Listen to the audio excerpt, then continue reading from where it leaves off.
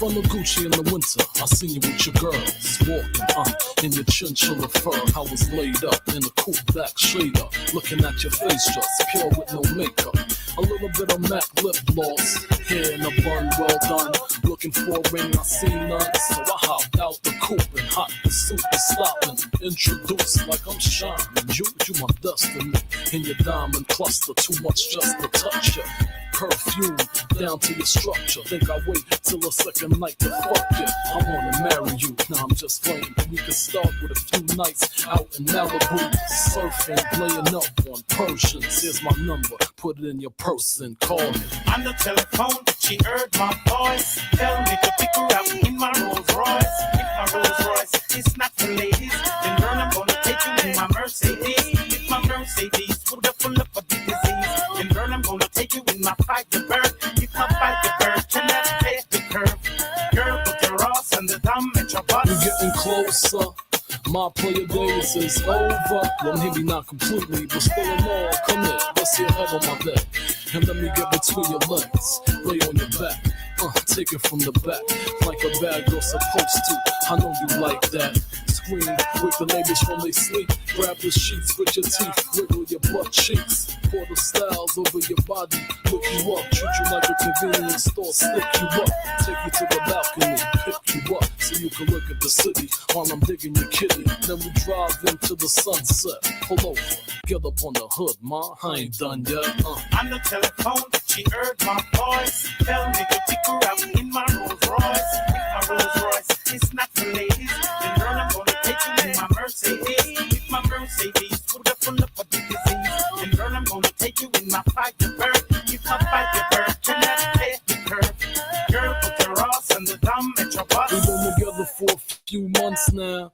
Did it all 4 seasons to the Trump Beverly Hills bungalow. In your underclothes, Paris, Eiffel Tower, bubble baths and showers, in his Lindo sheen. Since here's what you seen, see me flip a couple things, load the magazines, and I think you might be the right one. Whoa, wait, press the brakes, gotta investigate, but I do know. To you it don't matter whether my pockets are slim or fatter, whether it's BBQs or Mr. Charles Platter. Even if I slip off the success ladder, even if the paragraphs didn't hit the charts and smash. If my car was a train, I'd have simple survive. I think you'd be right there, cause we right here. No Cartier charms, just you in my arms. No Sean Don, just a bottle of Apion. Come on, On the telephone, she heard my voice. Tell me to pick her up in my Rolls Royce. If my Rolls Royce is not for ladies, then girl, I'm gonna take you in my Mercedes. If my Mercedes would have full up of the disease, then girl, I'm gonna take you in my Firebird. If my Firebird cannot take the curve, girl, put your ass on the dumb at your bus. So I drop from a tonic and I take one sip. Should have seen it just a gallop like a horse and get whipped. Come quick, yeah. Come quick, boy, cause you are love and not another. All those come and change, but I know I will never love you forever.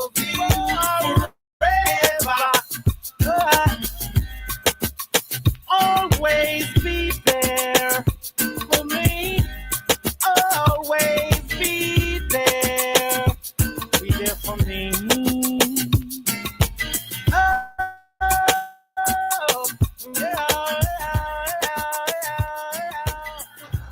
Okay. All right, let's get to it. Let me come back over here.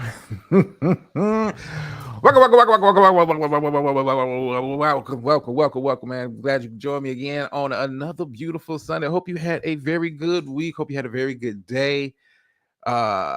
Beautiful. I see you there. Listen, I'm working on it. Beautiful. I'm working on it. I hope you had a beautiful day, man, and good weekend as we for a lot of places, school is either back in or about to be back in, so you know how crazy that can get. But we are here, man. We are here. Last week did AFC. Gave my thoughts on the preview for the upcoming season. We are back. Hall of Fame game happened this past week. Listen, preseason football is what it is, but I'm just glad to have some football to look at. It ain't the highest of quality, but it is something. Yeah, we're here. We're doing NFC this week. Also, I add a little WNBA because this story there kind of interests me. I was going to say that. Of course, we break down the latest and greatest from my favorite reality TV show, the Trump administration. We're going to dabble with, Trump is dipping his feet into sports a little bit, and it can be it's going to get kind of messy if it's going where I think it's going. And we're going to, do what we do. I do think I have a pretty decent message for the night. I think I do have a pretty decent message for the pulpit section of the show. But let me give shout outs to those who have made us on those of you catching on the replay, man. As always, like, share, subscribe, all the stuff they say on YouTube, whatever. You know me, I rock out what who shows up or don't show up.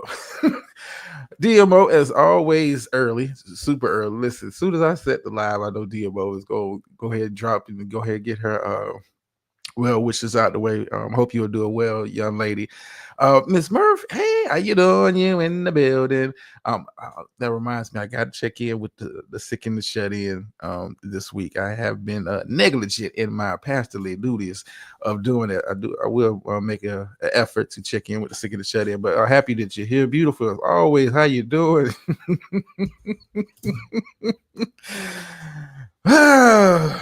Well, beautiful. We'll get into that on the Tuesday show. You already know. We'll get into that on the Tuesday show. Those of you interested about the Tuesday show, hey man, we have a good time over there. It's a little different. I kind of get into entertainment a little bit more. I was this forced the subject matter in the topics, but we are here. We are here. It's only fair. It's only fair, and it's only out of respect as my position as the analyst of the sports when I do this show that I have to start off. We're going to break down the NFC. I got to start off in the NFC East, and I got to start off with the defending champion. Lord, it hurts my heart to say that. The defending champions, defending Super Bowl champions, Philadelphia Eagles. I can't wait. Yeah, beautiful. I got some thoughts on some stuff, but it is what it is. Just more of a message for the cloud watchers. But anyway, we just got to start off with the Philadelphia Eagles, defending Super Bowl champions coming into this season. Not only the heavy favorite in the NFC, they have to be the heavy favorite to repeat as Super Bowl champions coming up into this upcoming season. And they may be my pick when it's time to get my picks at the end of the show. But we're going to start off with what has gone right for Philadelphia and what could possibly slip them up. When I look at the rest of the division, we're going to start with the division first, and we branch it out to the conference when we're talking about the Philadelphia Eagles. Let's see. There you go, throwing up the trophies. It's going to be a long season over here. It's going to be a long season. When I look at what's going right, most of their key pieces have been locked up with long-term extensions.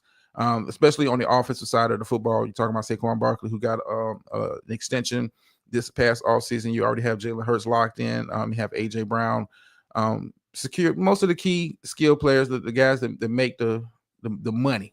Let's say the money-making players. Of course, a few changes along the offensive line, but nothing too significant. But most of this team returns intact on the offensive side of the ball. So I think they'll be okay there. The question I had last season, and they got it, they got it correct. I think Nick Sirianni is listening to my show. Lean heavy on the run game. This team started to take off. Not to say that Jalen Hurts is not a capable enough quarterback.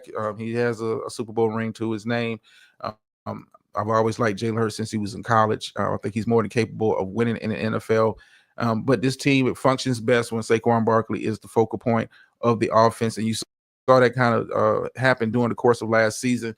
Philadelphia season really kind of took off when you allowed Saquon Barkley in that run game to dominate time of possession, which kept your defense off of the field and allowed them to remain fresh. Especially during the second half of the season, this defense really took off. I would say about the last 9 to 10 games and really locked in, and that helps when you have a run game and an offense that's built on clock management, time of possession, and that nature. So Nick Sirianni, you follow that formula, you're going to have success for this upcoming season. I don't see a reason why you would not. You say Saquon Barkley, proved his worth last year by having an MVP caliber season. I don't know if he's going to go out and put up the same kind of monster numbers that he did the past season, but he's more than capable of it.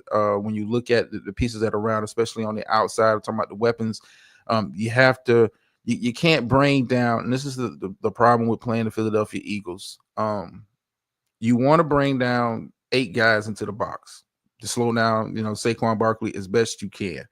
The problem with dropping down 8 into the box, it leaves your corners and your safeties in a very vulnerable situations, because with Philadelphia, you have AJ Brown, who is a legit number 1 receiver. No matter what team you put him on, he was number 1 receiver when he played for the Titans. Been a number 1 receiver since he played for the Eagles. Then you have Devontae Smith, and who in a lot of offenses would be a number 1 receiver. So you're not allowed. And like I said, Jalen Hurts is more than capable of pushing the ball down the field when he has to. Look, Philadelphia can throw the ball. I just don't think it's a recipe for success.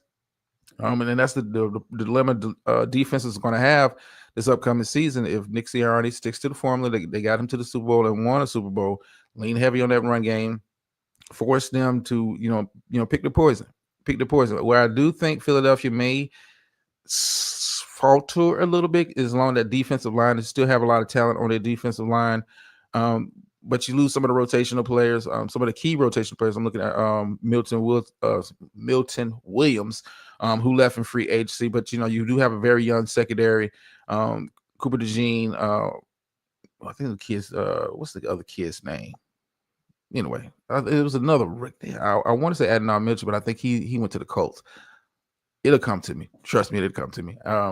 But Philadelphia secondary got younger, got better during the course of the season. I do think the back end is going to be a lot better this upcoming season. Got rid of some of the, I would guess you would call it dead weight or slow weight back there. But Philadelphia is my clear choice to win the NFC East. And when I look at the rest of the division, I don't really think it's going to be that close of a race. I know a lot of people, and we're going to move on to the number 2 team. So right now, Philadelphia is my pick for the division. We'll talk about it when I get my Super Bowl picks, who I think is coming out of the conference. But I moved to the number 2 team, who I think, now listen, I know you think I'm a Cowboys fan. I'm going to say Dallas. No, I'm not. But I think the number 2 race for number 2 is going to be a lot closer than a lot of people think. When I look at the Washington Commanders, it's a lot to be excited about coming into this this new season. Jaden Daniels, had a fantastic rookie year. This team really surprised. It really came on when it needed to. But a lot of that success that they had last year was Jaden Daniels. We'll see what it looks like in his sophomore year. That's a question mark you got to have. I don't care how talented of a quarterback he is. Normally that second to third year, you see quarterbacks kind of struggle adjusting. And what I mean by struggling to adjusting, now defenses have a year worth of tape to kind of pick up on your tendencies and pick up on your weaknesses and try to exploit those weaknesses. You look at CJ Stroud's situation in Houston, had a fantastic rookie year, or one of the best rookie years for a quarterback. But then he kind of struggled in the second year. Defense, like I said, defenses have tape on you now. You're not an unknown quality. So normally that second year, quarterbacks kind of struggle. It's not all quarterbacks, but most kind of struggle during that sophomore year. So that is kind of a question mark for me going into this upcoming season with Washington. And of course, the elephant in the room, and when we're talking about, continuity and that kind of stuff, the elephant in the room is you have wide receiver Terry McLaurin, who has requested a trade. I don't know if Washington, I'm going to be honest with you, I don't know if Washington is in a position to trade Terry McLaurin. When you look at the receiving core for Washington outside of Terry McLaurin, I don't see anybody, if they was to trade him, that could step into a number 1 slot position. Deebo Samuel is a weapon. Some of the other wide receivers, they're complementary pieces. Terry McLaurin is the one that kind of keeps that engine going. And if you're Washington, do you bend the knee? Get a guy the extension that he is, in my opinion, has rightfully deserved, considering the talented, the talentless quarterbacks he's played with since he's been on the team, and is still produced at a very high level, still produced at a Pro Bowl level despite having bad quarterback play. You finally get him with a quarterback that have a rapport, and a quarterback's, a young quarterback needs an established number 1 receiver. What's going on, brother? Needs established number 1 receiver to make it go. You have that at Terry McLaurin. Do you pay him? I'm of the opinion that you pay Terry McLaurin just for the simple fact you have, the cap space to do it. You want to maximize Jaden Daniels while he's still on a rookie deal. And their connection works. Their connection, took you to the playoffs, took you deep into the playoffs. How do you not reward Terry McLaurin for years of service and what he could potentially offer to your young quarterback. I think Washington should get the deal done, but we'll see. That is something that is kind of lingering as training camp is going on right now with Washington. I'm of the mindset, like I said, Washington's not taking anybody by surprise this upcoming year. I think JD Daniels has a bit of a sophomore slump. Now, how long that slump lasts, I don't know, but I do think he has a bit of a sophomore slump. I don't see this team. I want to say this team finished last year 12-5. This is when you look at how the team is currently constituted, the defense didn't get dramatically better. They didn't really get a lot of major upgrades. They didn't really push all the chips in like I thought they would. Considering that Jaden Daniels is on a rookie contract. Typically what you've seen teams do over the past decade, when you have a quarterback that is on a rookie deal, you push all the chips in and try to maximize your Super Bowl window while you got them. I didn't really think, Washington, like I said, Washington brought in some pieces, but I didn't really think they did enough. Now I still think Washington is, a playoff team, and we'll talk about why I think they're a playoff team, when I break down how the conference, once I get down talking about the whole entire conference. But I do think Washington is definitely in the conversation for a playoff team. But I don't think this team is going to be really challenging Philadelphia for the division crown. So I think it's, for them, it's just a battle of second place. Hey, Gator.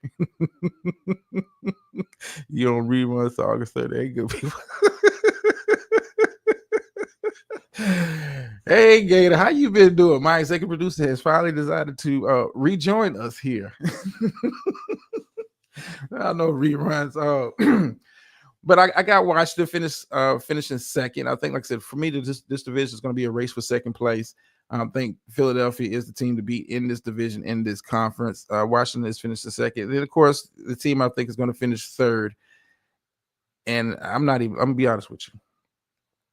As a Cowboy fan, it's Super Bowl a bust for me every year. But as the analyst, when I look at Dallas, I don't know if this team makes it through the season. People's on vacation. I can serve you. Did I say August 30th? No, I said July 3rd. I said the end of July. I said when preseason started, I was going to be. I took about 2 weeks off. I took about 2 weeks off.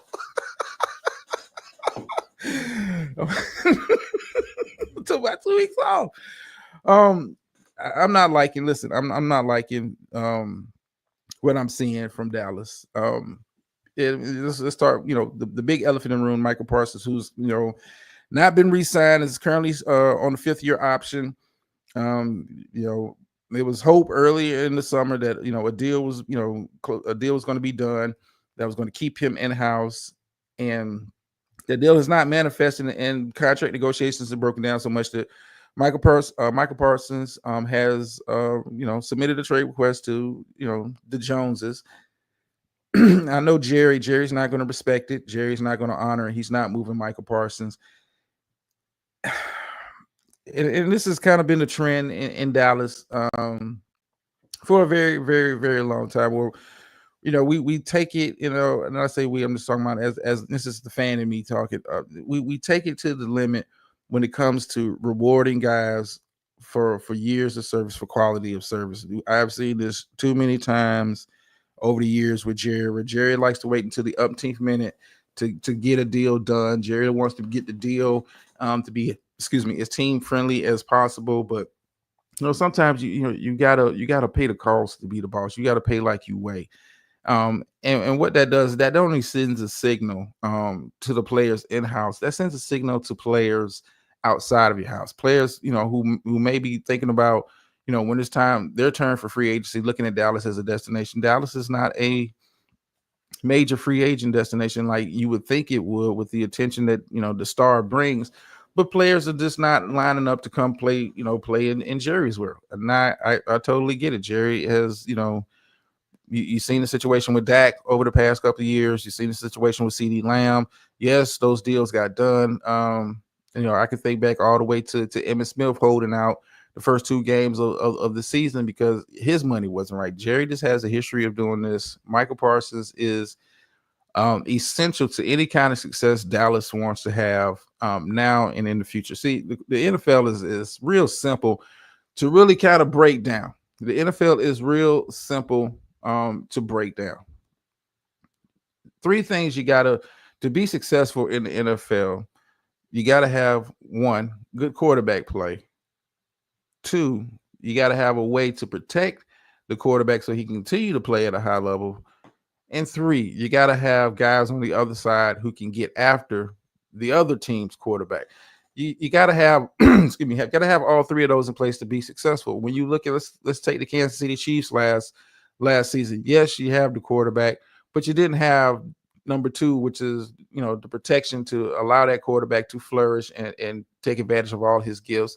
But you had three, which you was able to kind of get after the quarterback. So you had 2 out of 3. On the other side, you have excuse me, you have the Philadelphia Eagles, who had good quarterback play, had a way to protect the quarterback, and got after Patrick Mahomes in a way that he hadn't been got after the entire season. I look at Dallas. We have the quarterback. I think Dak is still in that tier of quarterbacks who can be successful in the NFL.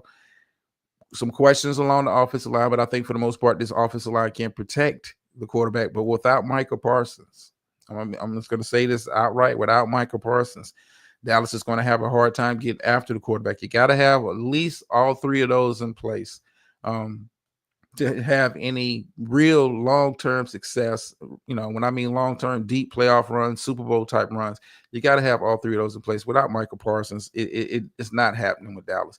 Yes, she brought in some guys, on the defensive side who, in theory could get after the quarterback, but you need Michael Parsons. You need that threat. And Michael Parsons is one of the elite pass rushers in the NFL. You pay the man, Jerry. But knowing Jerry's going to take it up to damn near the season opener to try to get a deal done. I don't see Michael getting traded.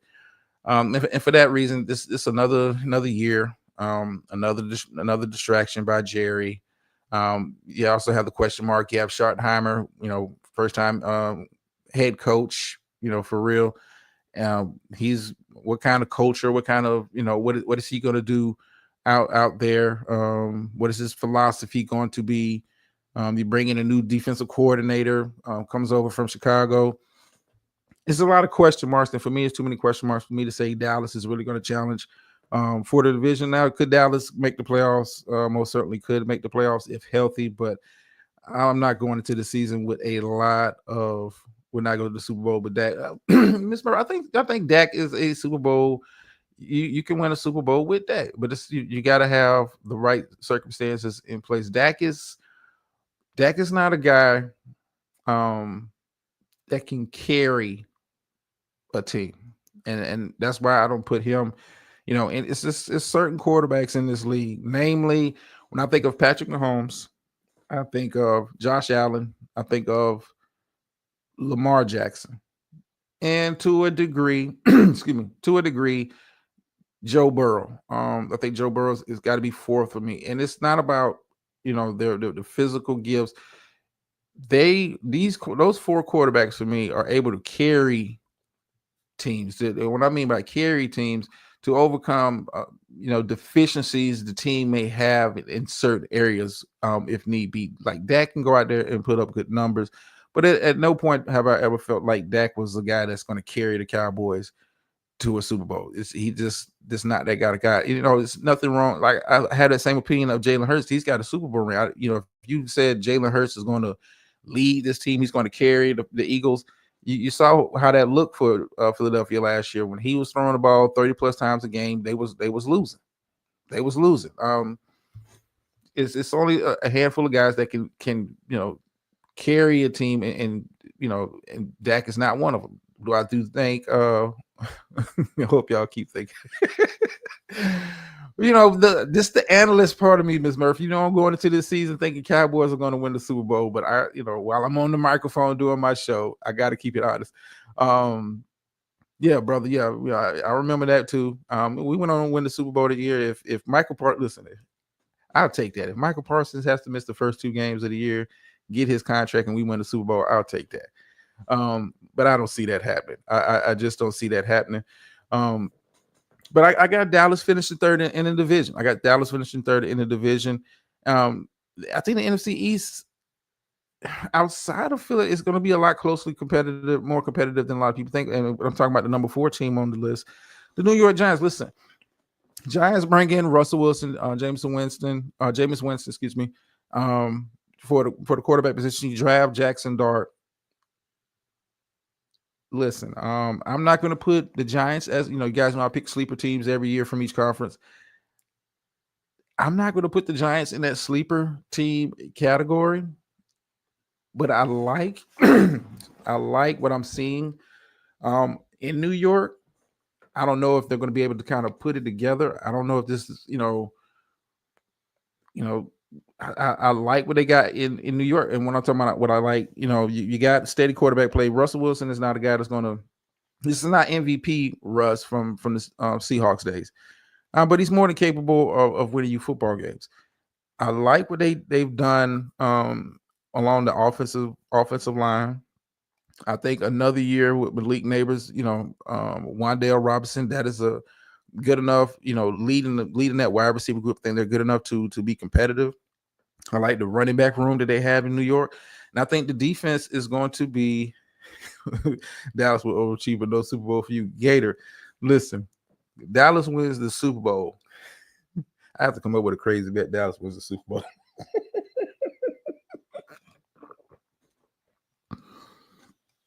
Dallas win the Super Bowl. I have to come up with something crazy, but I like what the Giants have done. Defense is going to be, I think more is going to be an improve. I'm not sure what I'm getting from the pass rush. Abdul Carter, he's a rookie, very talented guy, but just because you're talented in college doesn't translate to the NFL as having that kind of big time success. I.e., look at Chase Young from Ohio State from a couple of years ago.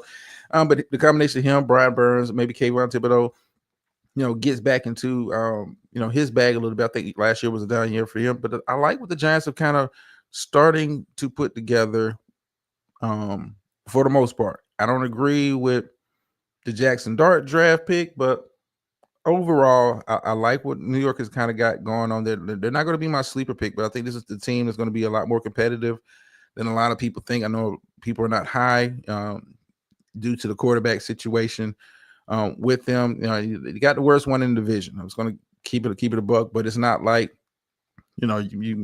Russ is an upgrade over Daniel Jones. He's an upgrade. He's an upgrade over Danny Dime. I can't say that much. He is an upgrade over Danny Dime. But I think the Giants are going to be a much more improved team. If they continue to go that direction, we may be talking about them not this upcoming season, but the next year.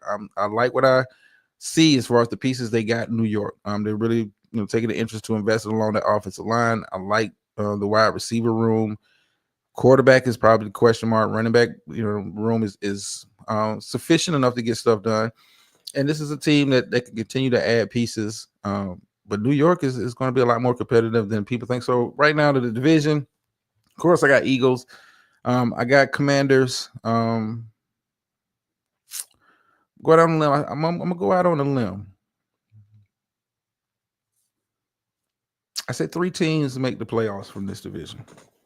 I got Philly, Washington, and Dallas. I think Dallas is the last wild card team.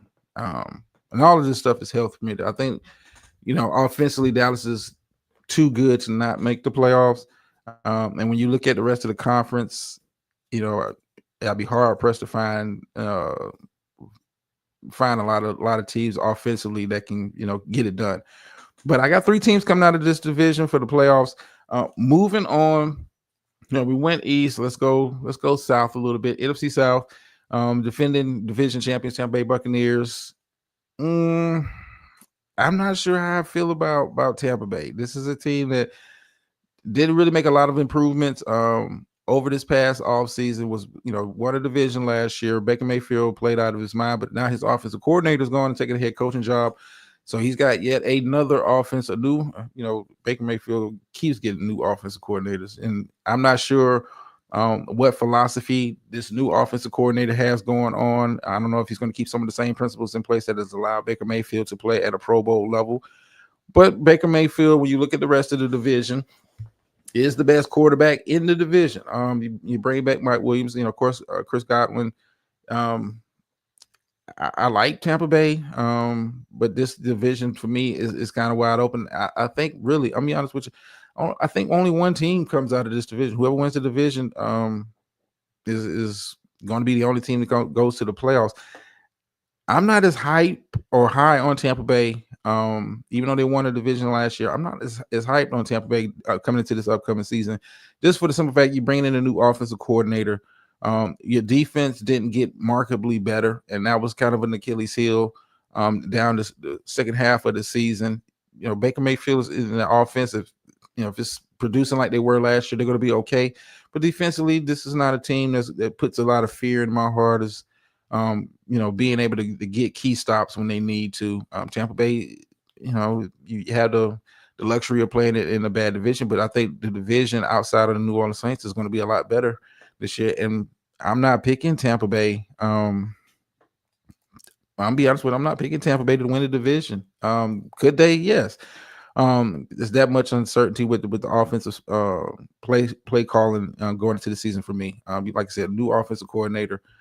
Does he keep the same offense in place? Does Baker Mayfield, take a step back? I don't know.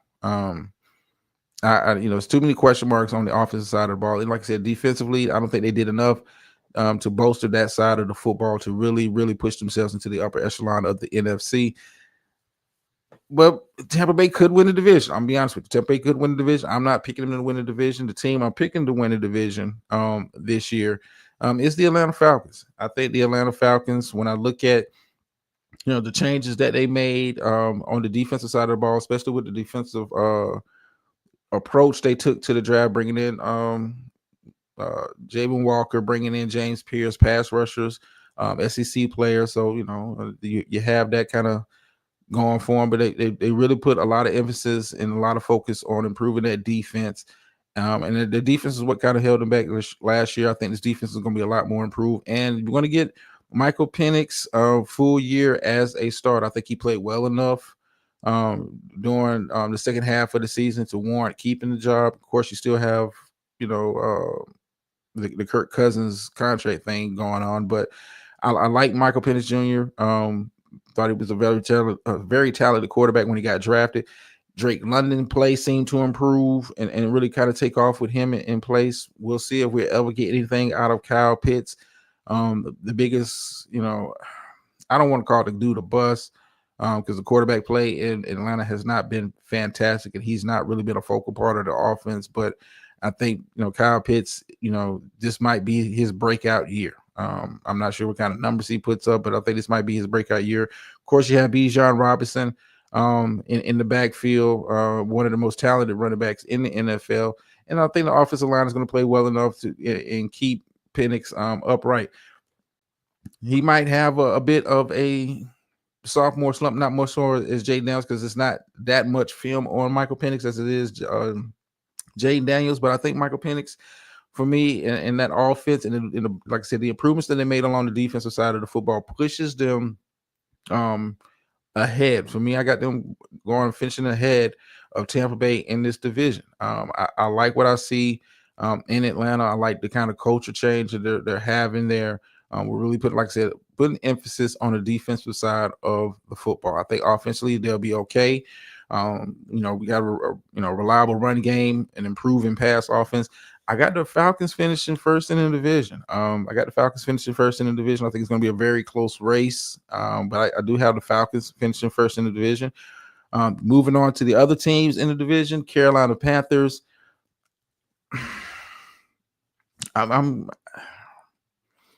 Carolina is a very, very,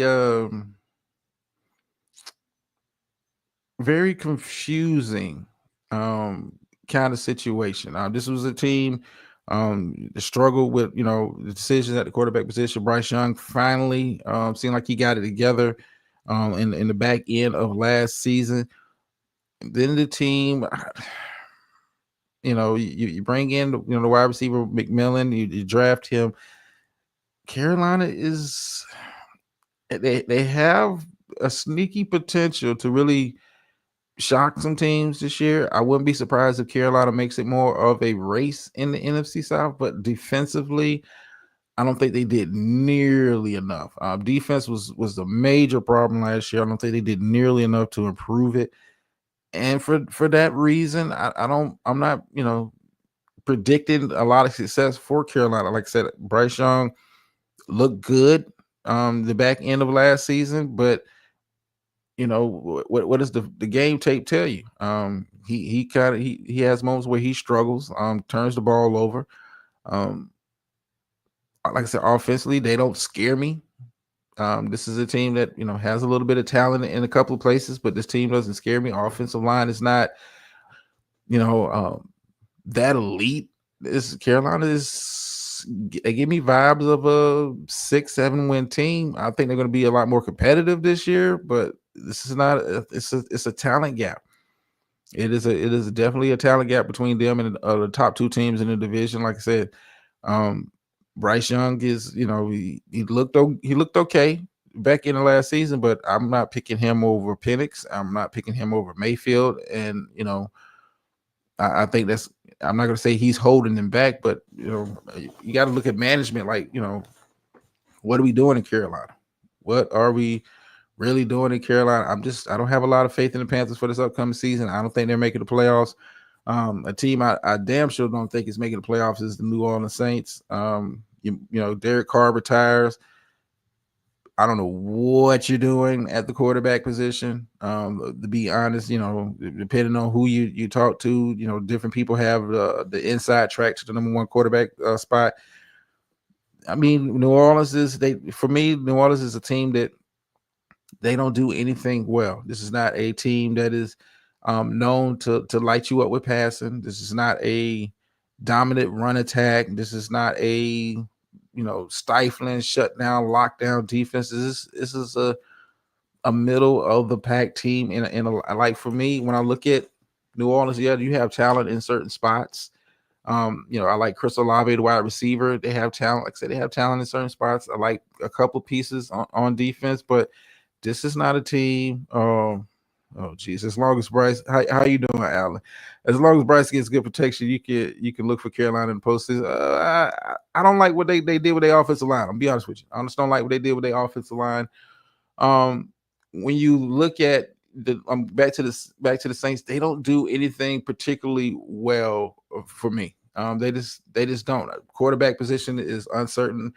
I'm not a big super duper fan of Kamara, especially at the age he's at. The offensive line has had issues. They've tried to shore it up with most recent drafts, but they just don't move. They just don't move the needle for me. They just don't move the needle for me. So I got the Saints finishing last in the division. All right, so we broke down the East, broke down the South. Let's move into the NFC North, where you had the Detroit Lions, the prohibitive favorite to repeat as the division crown leaders. And, I think Detroit, I don't think it's going to be as close as it was last year. Last year was a dogfight between them and the Minnesota Vikings down the entire stretch of the season. I just don't think Minnesota is going to be there step for step, lockstep with them. But I don't think Detroit is going to be as dominant as they were last year. And the reason why I say that, you don't lose both offensive and defensive coordinators and still maintain. What's going on, Nap?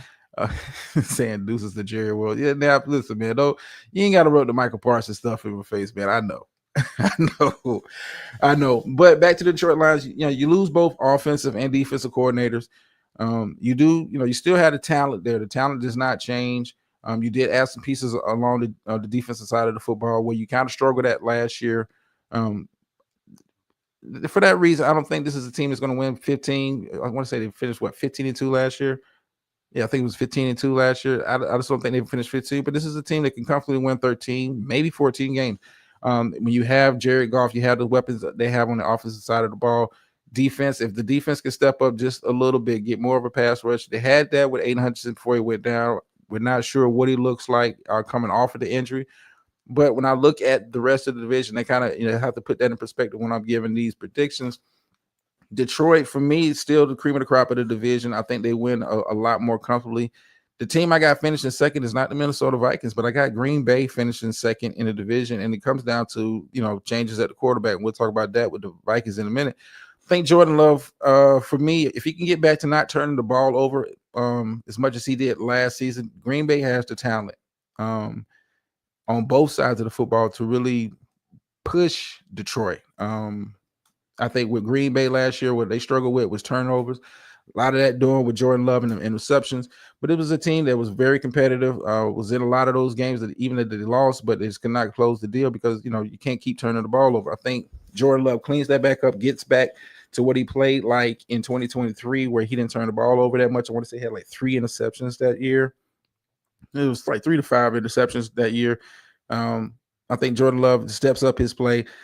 I like what they've done in Green Bay, with some of the changes along, along the offensive line. I do like that. Hey, Keith, how you doing, twin? Doing what they're doing there along the offensive line. I do like some of that. I do like some of the moves they made on defense. Now getting rid of Jair Alexander could come back to bite them in the behind, especially when we're talking about facing Detroit twice a year, and potentially having to face Philadelphia if it comes down to it in the playoffs. Green Bay is a good team. It's a good team. I think they're comfortably in a playoff position. I think they're comfortably in a playoff position. They made the playoffs last year. I think Jordan Love's returns back to form, kind of cleans up, the recklessness and the turnovers, and they have enough to push for the playoffs. I don't think they have enough to really push for the division. But that being said, it's no shame. You don't win a division, you still get into the playoffs, and you can win a Super Bowl from a wild card spot. We've seen it done in years past. Moving on to the Minnesota Vikings. I mean, the biggest question mark is JJ McCarthy. Sam Darnold had a magnificent season last year. He kind of fell apart late into the year, but he had a fantastic year last year. It's hard not to have a fantastic year stat wise when you have Justin Jefferson, my opinion, the number 2 wide receiver in the NFL, and Jordan Addison, who is a more than capable number 2. They have a lot going on in Minnesota around JJ McCarthy, but I just don't. I mean, we're talking about a guy who was a rookie last year, got hurt, so we don't know what he looks like. Depending on who you read up on camp, as far as camp news and that kind of stuff, it's kind of mixed reviews on JJ McCarthy, and I think for that reason, that kind of knocks Minnesota, down off of that tier that they was on last year. Defensively, I think they're still, going to be able to get after the quarterback. With some of the schemes that Flores is able to kind of draw up, but Minnesota, when you have a question mark at the quarterback position, and I said this early in the show, to be successful in the NFL, you got to have 3 things. You got to have solid quarterback play, you got to have a way to protect the quarterback, and you got to have a way to get after the quarterback. Minnesota has, I would say, two of those 3. But the big one is just McCarthy. To me, I didn't think he was. I'm gonna be honest with you. I didn't think he was that good coming out of college. I won a national championship playing for Michigan, but I didn't think he was like lights out. He looked more of a game manager type quarterback to me. I never saw, the big time skills that allowed him to be drafted in the first round. But hey, it is what it is. You ended up getting hurt last year, so nobody has any film on you. This is the de facto rookie season for JJ McCarthy, and he might be able to do some, but then again, he might not. We've seen rookie quarterbacks struggle in this league, even with talent around him, and he has some of the best talent around him as far as weapons. Offensive line is, plays well. Running back situation is locked in. I think for Minnesota to be successful, you may have to have a different approach at the start of the season, lean more on the run game, the short passing game, to kind of, fill out JJ McCarthy, build up his confidence, but it's hard for me to say Minnesota is going to win the amount of games that I want to say they had 14 wins last year. I don't see Minnesota repeating that with JJ McCarthy. I just don't. I have no film on the dude, so it's hard for me to say he's going to be able to produce even at the same level as Sam Darnold did last year. Sam Darnold produced at a Pro Bowl level, went on to get a big contract elsewhere. We'll talk about that a little bit later in the show. But I just don't think Minnesota, it's McCarthy for me. The biggest question mark, if he goes out there and plays well, he may go out there and have a Jaden Daniels type rookie year, or CJ Stroud type rookie year. And, I'm eating my words, but I don't see it because I don't really see the big time talent, even when he played in college. So for me, I got Minnesota. finishing third in the division. Minnesota definitely still, they still have the talent to make the playoffs, but if they miss the playoffs, it wouldn't surprise me. The team I think is definitely going to miss the playoffs is the Chicago Bears. Chicago's kind of like Carolina in a sense. It's hard to kind of figure out what's missing. You draft Caleb Williams last year. He had moments last year. He's got got a number one receiver in my opinion. DJ Moore, you still have him in place, but you're bringing in Ben Johnson, former offensive coordinator for the Detroit Lions. He's now the new head coach. Is he going to be able to work the same magic with Caleb that he did with Jared Goff? We're talking about two different styles of quarterback. I don't know. I don't know. And I think Chicago in this Caleb Williams situation is giving me vibes. It's giving me vibes that this is going to be Trevor Lawrence, Jacksonville Jaguars type stuff. Like he's so talented that the team is not going to be, able to get off of him. But Chicago for me is and what they've kind of done. I mean, he does have two good receivers. You have a number one and more. I think Roma Dunze is ready to take off. He has the potential to be a number one receiver. But can Ben Johnson work his magic? Can he do with him that he did with Jared Goff? That's the biggest question. Everyone, okay, I don't know what that means, but okay. But I just don't know. This is like the question marks I have with Chicago. Just don't know. It's like Caleb Williams he gives you flashes. You saw flashes of that last season. During the season, he gives you that Patrick Mahomes. He has those kind of physical gifts, but he just wasn't able to put together. Can Ben Johnson come over and put that together? I don't know. Defensively, they're okay. Nobody on the defense scares me. And when you look at, like I said, the rest of the division, the rest of the conference, Chicago, a part of me wants to pick them as a sleeper pick, but I can't pick them I can't put them there. I just can't. I just can't put them as my sleeper for this upcoming year. So I think Chicago finishes last in the division. No, so overall for the NFC North, I got Lions, I got Packers, I got Vikings, I got Bears finishing last. Closing out the NFC, you have the NFC West. I know a lot of people are going to be picking the San Francisco 49ers to finish first. You have McCaffrey coming back and guys returning back from injury for the 49ers. But to me, the team that's going to win the division is a team that was my sleeper pick last year and turned out to be a very good sleeper pick, made a very deep playoff run. I'm talking about the Los Angeles Rams. You bring you move out of Cooper Kupp, you bring in Devontae Adams into that offense. You bring back Stafford on I want to say he got like a 2-year deal. So when I look at the rest of the division, and a lot of these picks I'm making as far as like confidence level, I think the Rams have the best quarterback in the division. This is a defense that was young, a little bit undersized. They made some improvements to go out and get some guys along the defensive line to help with the run defense. The Rams, it wouldn't surprise me when I look at the landscape of the NFC. And the NFC is outside of Philadelphia and Detroit. It's a kind of a toss-up. Who's the third best team in the conference? For me, the Rams kind of slide into that position for me. I like the combination of potentially Devontae Adams with his route running skills. Pretty much the same route running skills of a Cooper Kupp, but I think he's got a little bit more gas in the tank. Of course, you have Puka Nacua still on the outside. Kyron Williams in the backfield. They did make some changes along the offensive line, but Matthew Stafford back in house, best quarterback in the division. I think the defense, it's been a young defense. This has been my sleeper pick for the last 2 years. I'm not picking them as a sleeper. I'm picking them as the division crown winners this year. I got the Rams taking first in the NFC West, finishing second. For me, it's a toss-up for second. Common sense would say the 49ers. Common sense would say the 49ers.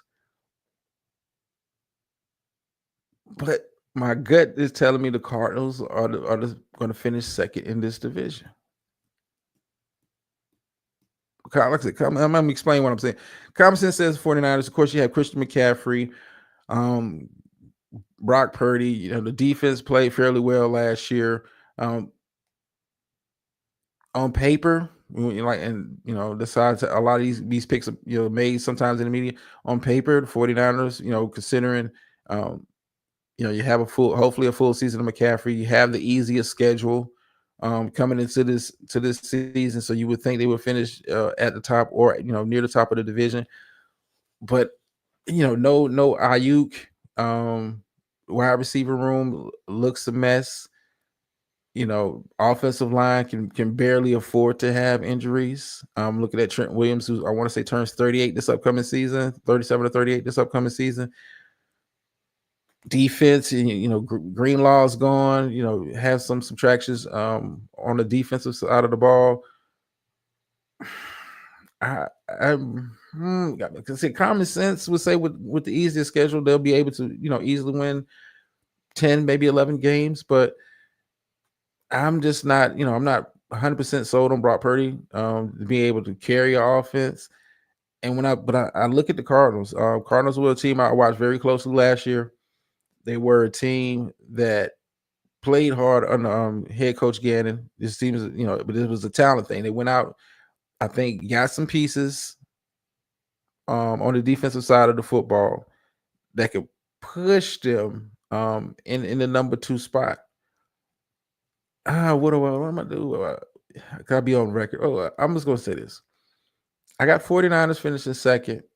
I got Cardinals finishing third, but it wouldn't surprise me if the Cardinals, how well this team scratched and clawed last year, and it was just kind of a talent thing with them. I think it's a well coached team, but it's just when you don't have talent at certain positions, it's only so much scheming you can do to overcome that.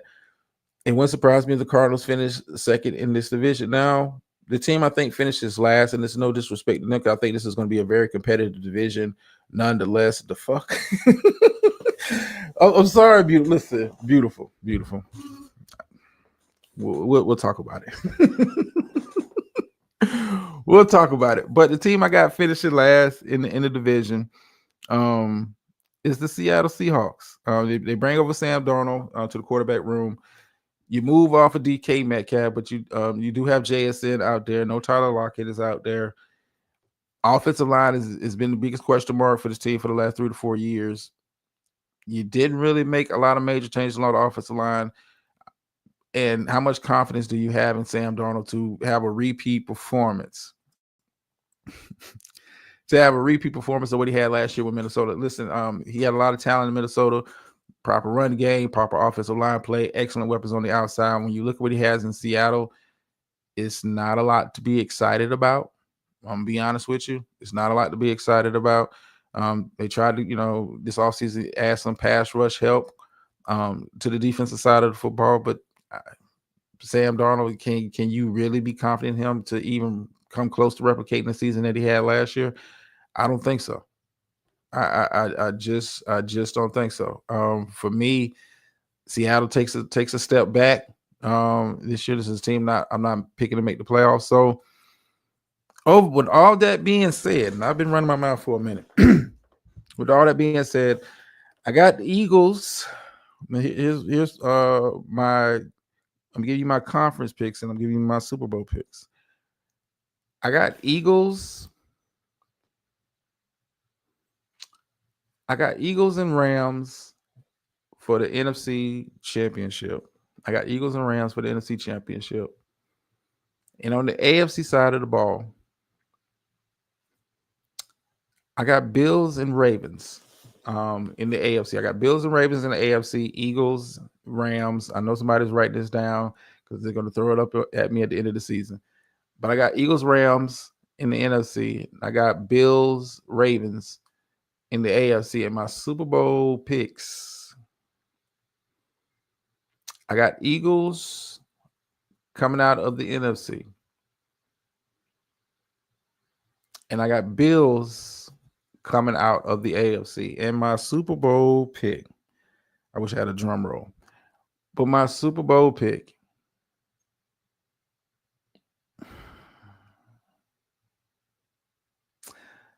I got Bills winning the Super Bowl. And this is not Eagles hate.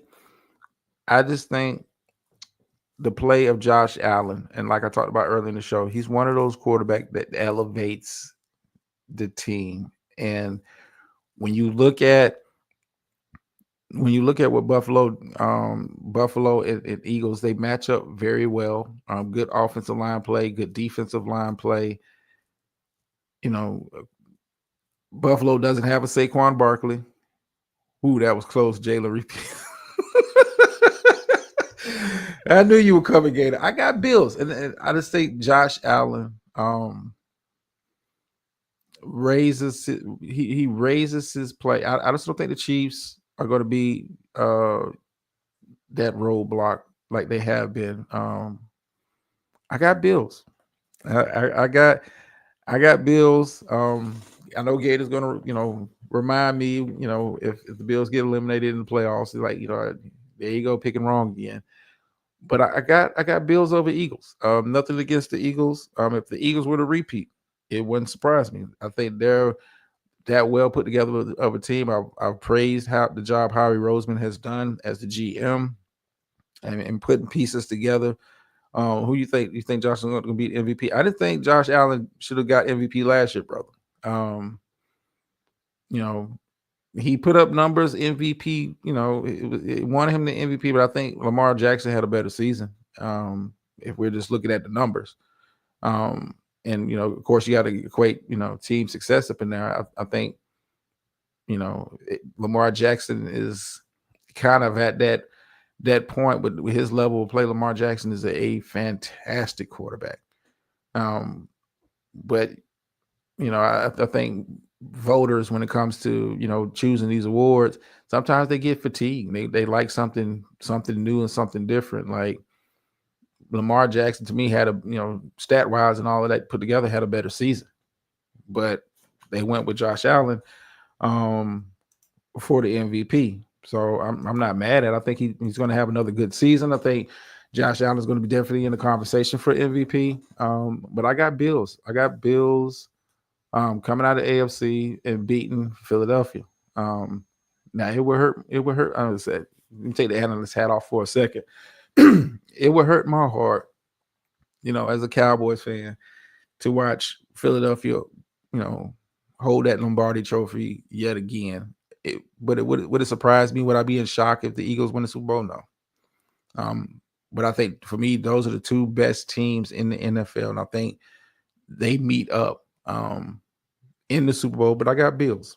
All right. So I've done my Super Bowl picks. If you feel free to want to join in. Like I said, I think Gators coming in late. I do have a contest going for this season. If you want to submit your Super Bowl picks, you can leave it in the chat, comments, or whatever throughout the season. And winner, whoever predicts right, they'll receive a nice prize after the season has concluded. But we're gearing up. Like I said, preseason that started. Training camp is in full swing. Injuries are happening left and right, as they normally do. Holdouts are happening. It sets up to be another fun NFL season. Hopefully you're here for the ride. If not, oh well. Oh well. So let's move on. I do want to get into a little WNBA news, kind of a follow-up on a story we talked about last week in regards to WNBA players who did like a silent protest, pay us what you owe us, the t-shirts that they wore during the WNBA All-Star game that, kind of got attention for a hot minute. And, like most in WNBA news, you got Ravens. Okay, listen, Gator, I ain't mad. I'm not mad at all. You bring in, I like the addition of Jaya Alexander to that secondary. Excuse me. Another year of Derrick Henry in the offense.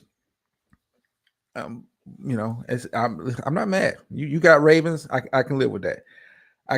But back to this WNBA. story. Candace Parker, WNBA legend, one of the best college basketball players, female college basketball players I've seen, and I'm talking about with my own eyes in my lifetime, had this to say. Where's my clip at? I got so many for this show. Which one is it? Candace Parker had some interesting comments in regards to that silent protest that they had going on. Let me kind of get it together.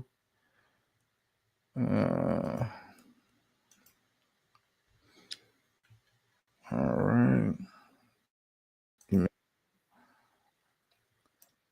Okay, let me get it queued up over here. Take me off, put her on the big screen. All right, check this out. Now, this is another follow-up clip. I'm gonna play after that. Not come out there with those shirts of "pay us what you owe us" and then do that in the All-Star game. No. Here's the thing: we come out every single night and we show why we deserve the money we deserve. An All-Star game where when we have another game in 2 days, I think that is okay to just go out there and hoop and have some fun. Because on Tuesday, we were back at it and we were playing and we were showing once again why we deserve to get paid. I think on one of the biggest stages with people tuned in an all-star setting that was invested in more than any other all-star game previously, without Caitlin Clark, right? She was not playing. I think it was an opportunity to really go out there, and it was an added opportunity. It's not going to subtract anything, but I think the narrative on Monday would have been, well, how come the guys don't play in the All-Star game? How come these ladies come out there and they hoop and they understand their responsibility? Like, I just think that it would have really maximized the moment of wearing the shirt along with giving the product. Because I tried to watch the All-Star game, I'll be honest. But after one slow Euro step and people pulling up for them, I was like, I can't. I'm a fan of the WNBA and I can't watch this. So I just think that, no, you all didn't have to. But I think it was an opportunity that you could have built on, like, more momentum, if that makes sense. No, it does. It does make sense. But live, laugh, and love.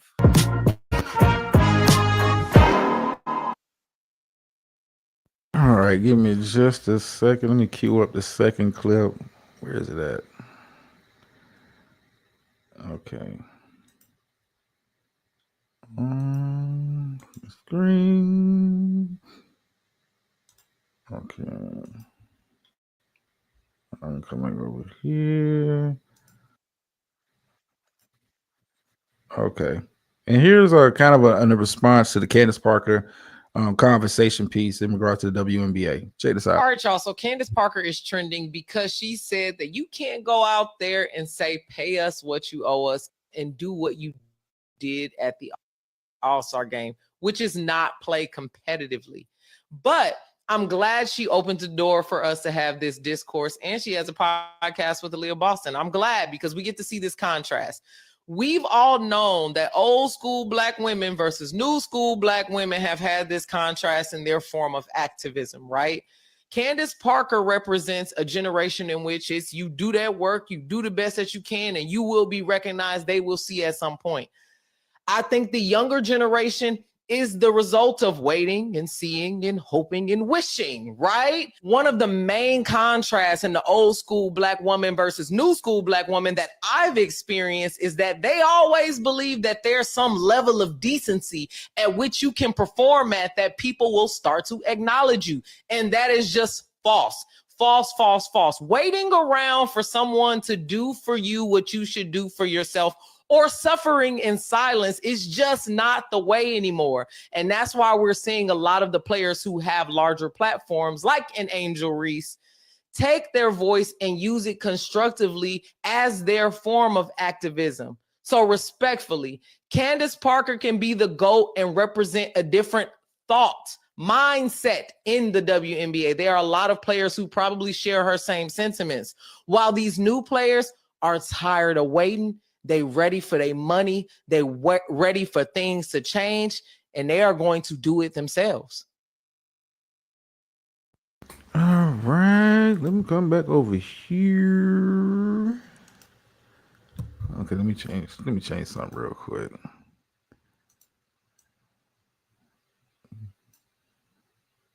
What I want to do. We'll go with this. All right.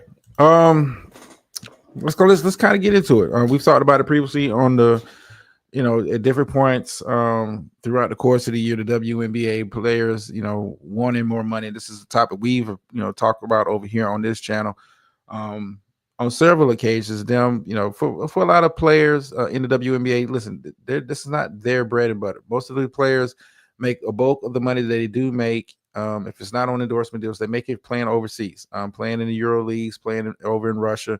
That's where they make their money. Do I think players in the WNBA need a raise? Considering what a lot of players make as far as salary, yeah, I do. But I think WNBA players have to also be realistic with none of you no, and I hate to it's not to demean the women players because it's they're great players. It's good basketball to watch. And I'm gonna get into the Candace Parker piece again in just a second. But WNBA players, like, you're not finna get LeBron money. You're not going to get for lack of better terms equal pay. Because it's WNBA is they're presenting a very different kind of product. Than the NBA. NBA, not to say that the level of play is better. It's just visually a different product than what you see, in the NBA. And like I said, women's basketball is great to watch when it's competitive. There's good players, there's great players who have played in the WNBA, continue to play in the WNBA. But I'm being honest, realistic about it. It just you can't expect equal pay. Do I think you need increased pay? Yeah. The product has more eyes on it than it has had in the past 5 years. You can attribute that to the a lot of the Caitlin Clark, Angel Reese effect and the social media influence that goes along with that. But you're not getting equal pay. You're just not. Do I think you need more pay? Yeah, because the business model has kind of changed over the last couple of years. But the WNBA traditionally has lost money, so players traditionally wasn't getting millions of dollars. It just wasn't happening. Do I think it ever will happen? I don't know. Give them an increase in pay, but you're not getting equal pay. Sad to say, this what it is. You present a very different product that casual basketball fans, like fans that love WNBA, love women's basketball, and understand what they're looking at, can appreciate what you put out. But the casual fan that you're trying to pull in, that can help with revenue and help you get those $1 million deals, it's not a product that is sexy to them. It's nothing, sexy about pick and pop play. It's nothing sexy about that kind of style of basketball. It's just not. It's just not to the casual fan. True fans like what you're doing. Casual fans, not so much. I mean, that's just what it is. Now to the Candace Parker piece of it, I agree with her. You had the platform there, WNBA All-Star Game. You already had some, controversy swirling around that. No Caitlin Clark, your biggest media star. Not the best player, but biggest media star in the WNBA. She's not a part of the festivities of All-Star Weekend. But you come out, with the shirts during All-Star practice, pay us what you owe us, pay us what you owe us. And then you go out there and, produce a product like you did in the NBA All-Star game. It was much like we critiqued the NBA All-Star game for not being competitive, just being a layup line and guys just jacking up threes. We're not really here to really put on a show and show the best basketball in the world. We're just here to be here. The WNBA, that opportunity, I agree with Candace Parker. Like, this is an opportunity for you to, kind of display to the casual fan that may be tuning in that, we deserve, to get paid because, this is the kind of product we put out on a nightly basis. I think that was a missed opportunity. The whole response to Candace Parker, I think that's a much deeper like off. I don't think that's basketball related type conversation. I think that's something more on a social level that I might tackle at a different time. Is that even if the WNBA numbers are down, I think women's college basketball is more popular. Well, women's college basketball has that built-in thing. I would say this about women's college basketball. What makes it a little bit different from the WNBA, it has that tradition behind it. You talking about UConn, the dynasties of UConn, the dynasties of Tennessee, the dynasties that Don Staley's got down there in South Carolina, Stanford back in the day. All of these teams that have been dominant for a long time have built that brand up in college basketball. A lot of times it just didn't translate to the WNBA. Like some of your college basketball favorite players, some of those women didn't play in the WNBA for real. I'd rather go overseas and stay over there and make my money. It's just it's just not the same kind of packaged product. It's hell, you don't even know how long the WNBA season lasts. But women's college basketball, to a degree benefits because it kind of runs in parallel with men's, so that that tradition and that kind of stuff is completely different. But we'll see if they're able to get their money. I do think they need a raise considering that the profile and some of these expansion franchises are paying to come in to be part of the WNBA. So revenue should go up, players' pay should go up, but you're not going to get equal pay. It ain't happening, Captain. All right, moving on. Before we get into the Trump politics portion of it, it is something he's putting together. As announced this week, a sports commission in regards to. Well, I just play the clip. Now I talk about it after we get this clip. It's a short clip, and we'll kind of talk about it in more detail.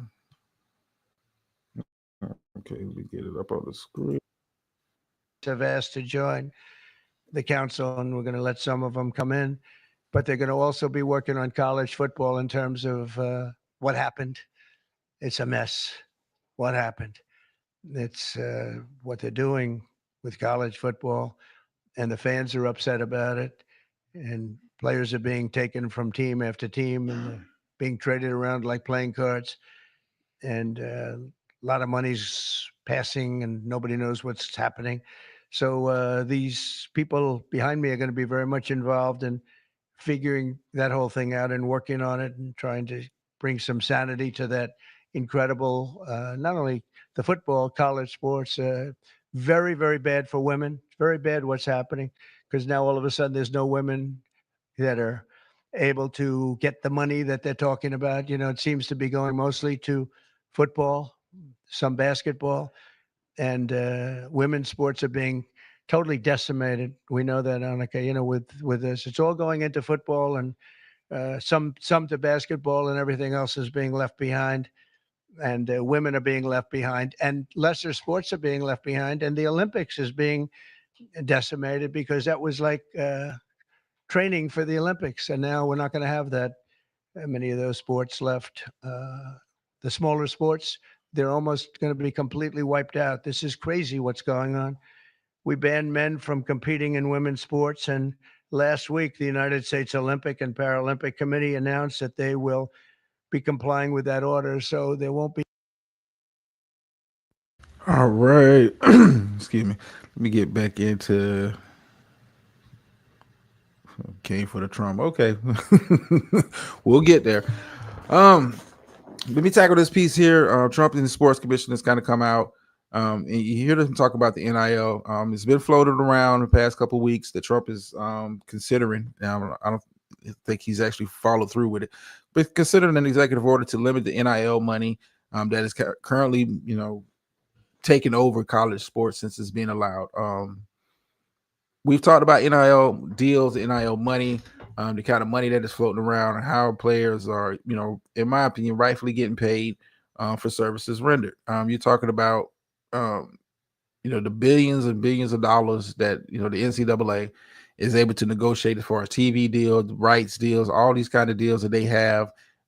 Players deserve to get NIL money, and you have some people, some of those old school people that are upset that players are now getting paid, and other mindset, well, they got a scholarship, but when my play on the field is helping build the science center that's on campus, a lot of stuff that's funded on a lot of these university campuses comes from sports, comes from the money that comes in from sports, and the sponsorships and that kind of stuff. So I'm of the opinion, hey, if you're willing to give a kid $5 million in NIL money, that's a choice that you make. Players don't set the market. In that situation, I don't think the kids are setting the market, but Texas A&Ms, the Alabamas of the world, they understand that, hey, you want to compete, you got to have the money. And I don't think you should be putting a cap on it, because you don't put a cap on coaches' salaries in college football. You don't put a cap on the amount of money that they're able to get when they switch jobs, and and what. There's no penalty for a coach to be coaching this team this year. Resign from that position, and I want to go coach somewhere else. Like it's no cap on that, but you want to put the cap on the players, and it's a slight. I ain't gonna say slight. This is a real racial undertone with that, because we know a lot of the black players are getting the money. Well, this is the first. Hey, what's going on? How you doing? I'm doing this fine, sir. Hey, look, I wanted to speak on this right here. This is one of the reasons I don't use the term capitalism to describe anything as far as what's going on in the world. I've never done that. I only use the term the system of racism, anti-blackness. Now check this out. This is why. If we were really truly in a system of capitalism, why would anybody have a problem with these guys getting paid for the services they rendered, as you say? Why would anybody have a problem with that? See, when people talk about the free market and different things like that, it's always in the abstract. But you've got actual people out here. These colleges are earning money, have earned money for all these years, have sit back and made their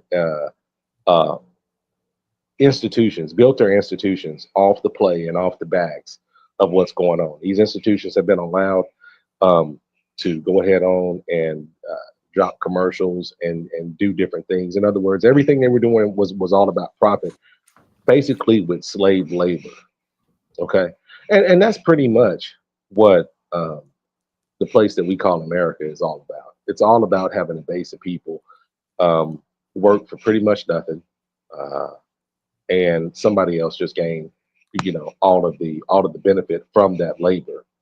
And that's what I see happen. So, I'm with you. I like the fact that these guys are getting some money in the NIL. I don't even think that's enough. I don't even think what they're getting with the NIL is enough money. I think they should get more. I really do. And I hope to see it continue.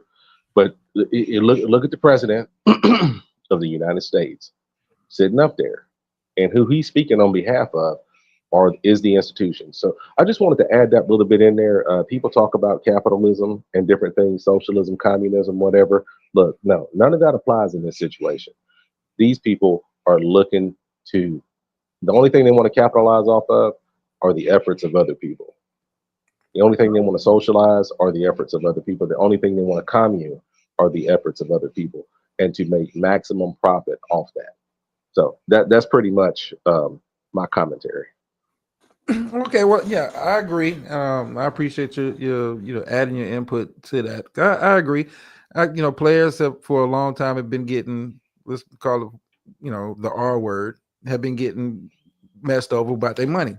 These universities, colleges, everybody has benefited off of, the athletic efforts of these players. And another part, another part that he said that kind of stuck out to me was like, the lesser known sports are getting left behind. The NCAA as an organization, they're not putting a lot of effort in advertising men's baseball, women's softball. No, our money is made primarily through football, and secondly through basketball. Everybody else has to eat off of those too. And when he says the lesser known sports, it makes me think, you talk about sports that, let's keep it a buck, a lot of black athletes are not playing in. Of course, that's what he's talking about. Of course, that's what he's saying. Are you talking about badminton over here? We're talking about table tennis. I mean, look, like lacrosse, you say, shit like yeah, that. Yeah. football and basketball have been our bread and butter. Have always been the workhorses as far as this thing is concerned. Has anybody ever talked about the dream team when it came to baseball? No. Or when it came to soccer or anything else? No, they talk about it with basketball. Football is really not on the scene like that. So it's funny that a person can come out here and fix their mouths to craft a statement like that. Now I don't know who he's working for, because the big money is not with any of the lesser sports, and I know this guy to be nothing but a money hungry individual. So I don't know what he was saying that for, other than to support the system of racism, anti-blackness. Well, that too, but when he's talking about limiting the money, we know that a lot of this NIL money is coming from these university donors, and some of these same people that donate to his campaign. So you speaking, he's really speaking to his base, his real base, the people that's lining his pockets with money. Like, they don't like the fact that they're having to kind of pay to play now. This is kind of the free market of college sports. Players, like, we look at the changes for the transfer portal. Back in the day, a player had to sit out for a year if he wanted to transfer. Now he changes the next. Hey, you come to me with a better deal, I'll play for you next year. Yeah, you don't hear so much about red shirts anymore, do you? No. Yeah, No. That's almost over. That's a thing of the past. That's a dinosaur for sure. Yeah, but what we're listening to also is this guy right here. It looks like, man, there's a lot of people that are getting money that we don't want to have. That we don't want them to have that money. We don't want them to have that cash, and that's a problem. That's it. Whoever these people are not supposed to be getting this money. They're supposed to be here. We sold them on the lie about education. We sold them on that lie about doing the right thing. And for the life of me, I can't understand why people try to introduce morality into sports. That's only been a thing. I think that's a thing that racists came up with, trying to introduce morality into something that had nothing to do with anything else other than being a game. And that has been the drag they've always ran down with college sports and stuff like that. The morality. What about doing the right thing? Even in the NFL. What about, oh my God? What about, this is a game, guys? This is entertainment. So at the end of the day, pay your entertainers. I don't have a problem with it. No, I've always sided on the side of players when it comes to that, because these it's even like my Cowboys, like Michael Parsons deserves to get paid. Pay him what the market says he should be getting paid. If you don't want to pay him, let him go. Well, what does the market say he should get paid though? Well, based who is on the market? There is. I don't think there's really any market. I just think there's. Well, I'm just saying, like, the market. Yeah, I get you. Yeah, how contracts are done, and what his play on the field says he should be getting paid based on what other players that at his similar position and putting up the similar kind of numbers he's putting up are getting paid. I remember when Mike Trout got the biggest contract in baseball at the time when he got it, and Mike Trout has not produced a damn thing. Do you know who I'm talking about? Yeah, I know who Mike Trout is, baseball player. And but baseball is the same. You look at baseball as the same way. It's like the next guy up, the next big star, the Juan Soto's of the world. Say that they set the market for the next mega contract, and that's kind of what you're seeing with Michael Parsons in his situation. The TJ Watts got their money. Myles Garrett got their money. That's what the market says I should, because I'm in that echelon of players. Pay me what you owe me. And going back to college sports, NCAA makes billions of dollars. Oh my God! And not just the NCAA, the individual conferences are making billions of dollars off of players. And teams pick up and move conferences just like it's a shell game around here. Yeah, I'm going to the Big Ten conference because they got the big money with the TV deals. I've long been a fan of players getting compensated. Saying they're getting a scholarship is not a fair trade-off when you're making money with the TV money. You're making money on my jersey sales, using my name and likeness on all kind of advertising, and all I get is a scholarship that I may not like if I'm good enough, I'm gone in 3 years. Still up in the dorm eating ramen noodles. Yeah, that's what they really wanted to see. That's really that, and I think that's where they want to bring it back to. Well, they want, of course, they want to bring it back too, because they thought, if we give them a couple $100, $1,000, now you're seeing guys. I saw a picture of a couple of Texas Longhorn guys with their NIL money, a line of Lamborghinis. Now we can't have. Mhm. You can't have black players showing up like that, and let's keep it Now, mostly black. you Well, finally I said mean, it. Now you said it. Now you I said mean, it. Thank you. look, I get it. I understand what it is. You can't have black players, getting this. Shadur Sanders is like the poster child for NIL hate. Oh yeah, for sure. He's the poster. Like, Number one. how Number dare one. you, have this jury and and it's not even the materials of this self-confidence of, I know what I'm worth and I'm going to get it. That's what they don't like about what these college players are doing as far as this NIL. Like, listen, I don't blame them. If Alabama's offering me 4 and Ohio State's offering me 6, I'm going to Ohio State, because hell, I might not make the league. Well, I like the trend. I'm gonna tell you why I like the trend, because for a long time I've said that black folks should just leave these sports alone, just leave it alone altogether. But then again, I had to rethink it. And the fact is, if you can get the money, go get it. Go get it. I don't discourage any black person from going to get the money, no matter what they have to do, whether it's put on a dress or whatever. Go get your money, because I understand the situation that we're in as black people. Um, but the trend that I see right now is that a lot more players are going to start holding out for what they are worth. There's going to be a lot less talent out here on these fields. These games are going to get boring and things like that. And I really enjoy it. I'm loving it. I'm loving it. And I I don't hope think they it's going to exploit reach it. there, And though. I don't think it's huh? going to reach that. I don't think it's going to reach that critical of a point. No? Why not? No, and reason why I say they may dislike having to pay players, but you can't say we're gonna not pay players and we're just gonna give because they answer the sponsors too. What you mean they can't say or they can't No, do? They can do no, and say what they want no. to do. I get. In general they can, but I'm saying in this essence, if I know these are not the best players in the world, how motivated am I going to be to watch your product, to invest in your product? I want a sponsorship deal because I know these are not the best players that you could get. Right. I love it. That's what I'm saying. I would love to see the demise of American sports. I love it. And I think the NIL and this money that black players are getting is going to be that. I think it's going to take it down and make the product so terrible that people don't want to watch it no more. And maybe that'll I be know the end of it. you may hope that, but I don't think it's going to get there because No? Okay. they'll suck it up. They'll suck it up until they can find something better. Mm.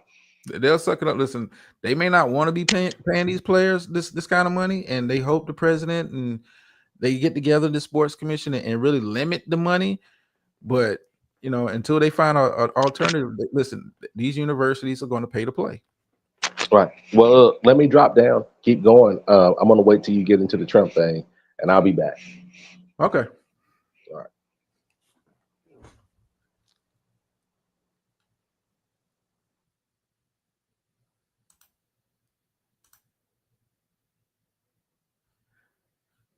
Very interesting. Remember the leagues are unionized as well. Thanks, brother. I've been reading your comments, brother. Yeah, early video games. Hey, that's the reason why NCAA, for years had to stop production as far as like EA Sports and NCAA football games, because they was making billions of dollars off of those players too, and players weren't getting a dime, and they they had to come up with a deal with the NCAA to where they pay players like I want to say the pay went up this past year for the new video game. They paid them like $2,000 per player to have their name and likeness in the game, and they get a free game and that kind of stuff. Like it's exploitation all the way around with it. Players get paid, man, but trust me, Trump is listening to his real base. I'm talking about the people with the money in regards to wanting to limit the pay of players. But let me get into some other stuff, because this is my favorite reality TV show. Give me a second. Where did I put it? So many little clips. So I'll say that for later. Okay, now if you've been following following the show, you guys know that I like to talk about my favorite reality TV show, the Trump administration, and that kind of stuff. And I've always said, politics is a business. Politics is a business. They're in the business of getting paid. They're not in the business of invoking change. It was a recent Senate hearing earlier this week. I'm gonna play the clip, and it was in regards to Senator Hawley's proposal to ban congressional stock trading. For those who don't know what I'm talking about, congressional members, lack for a better term, insider trading. Having access to information that regular people don't have. Manipulating the stock market for their own gain. You think I'm here as you're a senator, but I'm really here for the money. But it was a proposal put out on the floor to restrict members of Congress from participating. This is kind of the response you've seen across the board from those that want to keep the system in play. Give me a sec. Oh, wrong clip. Okay. Give me a second. Remove. Okay, stop screen. Okay, where's it at? Okay, here we go. All right. Check out this quick clip real quick.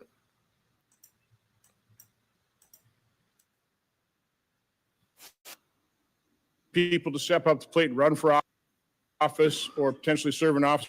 I tried hiring a retired CFO many years ago. This after the passage of the Stock Act. Would have been great. I could have had somebody really expert in international taxation, that type of thing. I could not find anybody willing to do it. So this piece of legislation, really, it's legislative demagoguery. We do have insider trading laws. We have financial disclosure.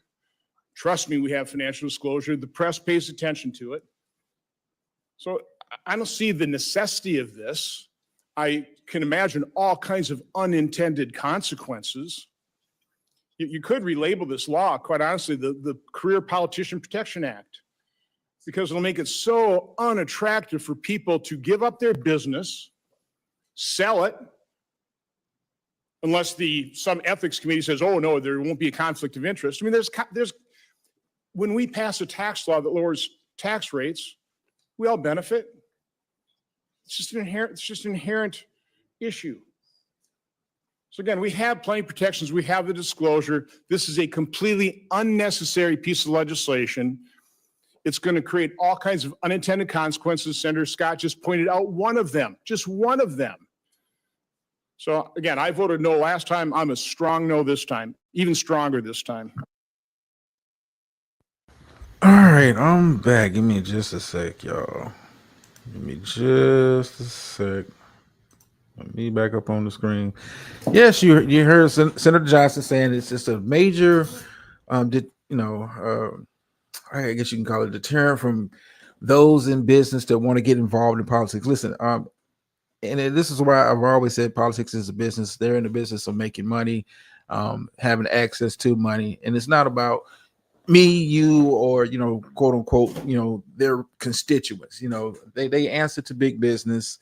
They want to be on the inside, getting their slice of the pie. And for senators or any member of Congress to come out and say, we should ban, trading, let's for lack of a better term, insider trading from members of Congress.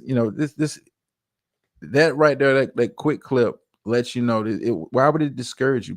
Being a senator, being a House of Representatives member, being a city councilman, being a mayor, being something involved in government, anything dealing with, we're here to serve the constituents. We were voted in to, serve the people that voted us in, like really voted us in.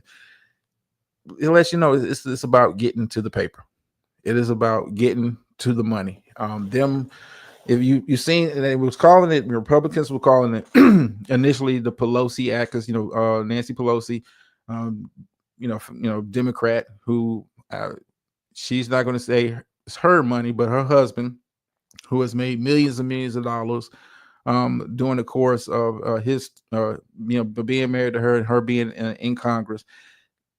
Listen, I think all of them are shady. I think all of them, you're in the pockets of somebody, big pharma of somebody. And it just to have this, being articulated out on camera, it's this confirms what I already knew. I don't see why any of them will want to oppose it, but hey, they're in the business of making money. When you look at not just members of Congress, I mean, hell, look at the president. He's in the business of making money. Anybody that can, put some money into his pocket, whether it be through the meme coin, through anybody buying his cologne, perfume, anybody buying, the Trump phone. They're in the business of making money. Politics is a business. It's not about right and wrong and correcting the country and leading the country. It's about business. How can I manipulate the system? How can I manipulate people to make money? Manipulate information that I know. Listen, when Trump gets ready to announce tariffs or that kind of stuff, or anything that comes down that would affect the stock market, you don't think people in the know that it's going to happen before it drops, and all of a sudden, before he makes an announcement, hours before, this congressperson has sold X amount of stock in a company that they know or is about to get hit, and they're going to potentially lose money. It's a business. It is a business. They're in the business of making money, not in the business of taking care of me and you. And I just wanted to kind of, it's something that, I don't think is going to pass in Congress, but it's nice to have it out there on the floor and have it on recording and whatnot. Them publicly admitting that, being in politics is business motivated. I just wanted to kind of get that out the way. There's another interesting clip. It's going to lead me into something else. I thought this was very interesting in itself. Let me get it queued up real quick. And we are almost done. But check this quick clip out. Here's why. First, why do poor white people vote against themselves time and time again? They vote for Trump and the other MAGA politicians only to have every promise broken, prices go up, social supports evaporate. Here's why. First, remember what I talked about recently, the psychological wage of whiteness. That term was coined by W.E. Du Bois to describe poor white folks being paid with social status rather than decent living conditions. They're convinced by the elites that they're better than black folks, better than immigrants, Latinos, LGBTQ folks. They're convinced that being white puts them in the same league as the elites. Of course, the elites know otherwise, but the poor whites buy it because they're grasping at straws. Second, they are convinced that the people they're supposedly better than are the big threat in their lives. Not the rich, not the corporations or the politicians, but immigrants, black folks, welfare queens, LGBTQ, criminals, the usual scapegoats. Third, the elites promise protection to poor white folks. A politician comes along and says, I'll keep those people in their place, or I'll kick them out, or I'll lock them up. Or more politely, I'll defend your values. They don't say, I'll make your life better. Well, they say it, they just don't mean it. They'll say, I'll make sure they don't get ahead of you. Fourth, they vote for the punishment, not the policy. When a law gets passed that slashes public housing or school funding or food aid, they think, good, that'll stop those lazy freeloaders. And they do some mental gymnastics that make them believe it's worth losing those things for their own families in order to see those problematic black people and immigrants and so forth being punished. It gets to a point where just seeing those guys being punished is reward enough, which is pretty sick. But that's how behavior works. Their housing, schools, and groceries are on the chopping block too, but they blame that on Biden. Always a scapegoat. They get hit by the same policies they were told would punish the others, and they blame the wrong people. The system fails them, but they have been trained to blame the scapegoats, not the cause, which is the rich people, the people they voted for. So they think the problem is still those people, not the fact that they were personally manipulated by the people they voted for. They're basically saying, I'll take the hit as long as you don't help them, or worse, as long as you hurt them. That is the psychological wage Du Bois was talking about, the trade-off between material security for racial status. And that's a crying shame, folks. One share, like, save, and comment shows that you care about white people taking responsibility for racism in America. This work is important to me, and I want to keep doing it. If you want to support me, consider a donation of any size to coffee.com/Kelly Snyder. And yeah, spelling is important. Get curious. All right, let me come back over here. All right. To kind of sum up the clip, this is, I mean, if you, hopefully he's back. All right, hold on. Can you hear me? Yeah, I got you loud and clear. I want you to go ahead and finish with your thought, Drama. Okay. And this is what I've talked about in regards to Trump. If you've been, following and listening to the show, this is what I've always said about Trump. Trump is the rare politician, in my eyes, and in my lifetime, that was able to really tap into the base, to a base of Republicans that, let's call it, for lack of a better term, the racists. He was able to speak to them in their language in a way that I don't think any other politician has ever been able to speak to them on that level. You've had plenty of Republican come up throughout the years, plenty of Republican presidents, but Trump is to me is an anomaly. He has spoken to them, and just breaking down that clip, like they're so happy that like she said, that you think you're hurting us, and when I mean us, black folks not like them, that you're really hurting yourselves, because majority of y'all are on that shit. Like the Social Security, the Medicaid cuts, all of that stuff, it's going to impact your communities a whole lot more than it's going to impact others. But what would you like to add, sir?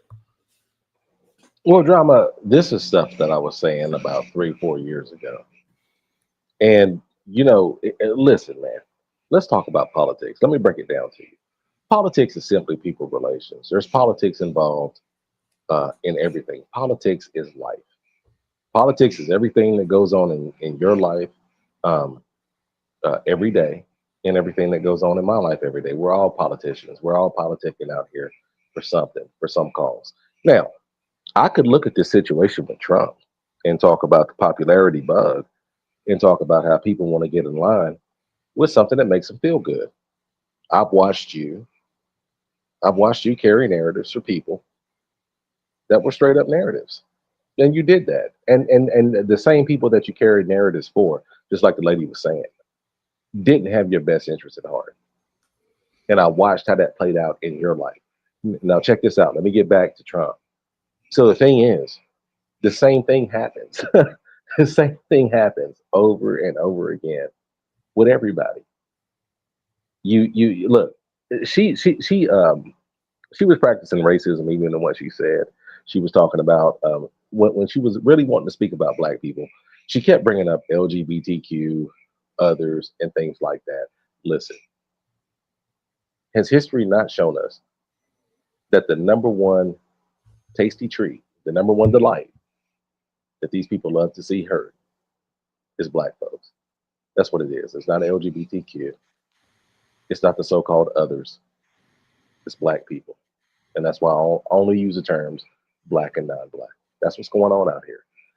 So when you talk about cutting these services, when you talk about doing these things, when you ring when you ring those bells, when you blow those dog whistles, everybody and their mama knows. You're talking about the people that are on the bottom as far as all the metrics that matter in life are concerned. And that's us. It's black folks, right? All right. So you go and carry water for these folks who you see doing things that are detrimental. And then what ends up happening? You get your feelings hurt in the end. White folks get on board because as bad as they have it in the organization, I think about white supremacy like this. It's an organization.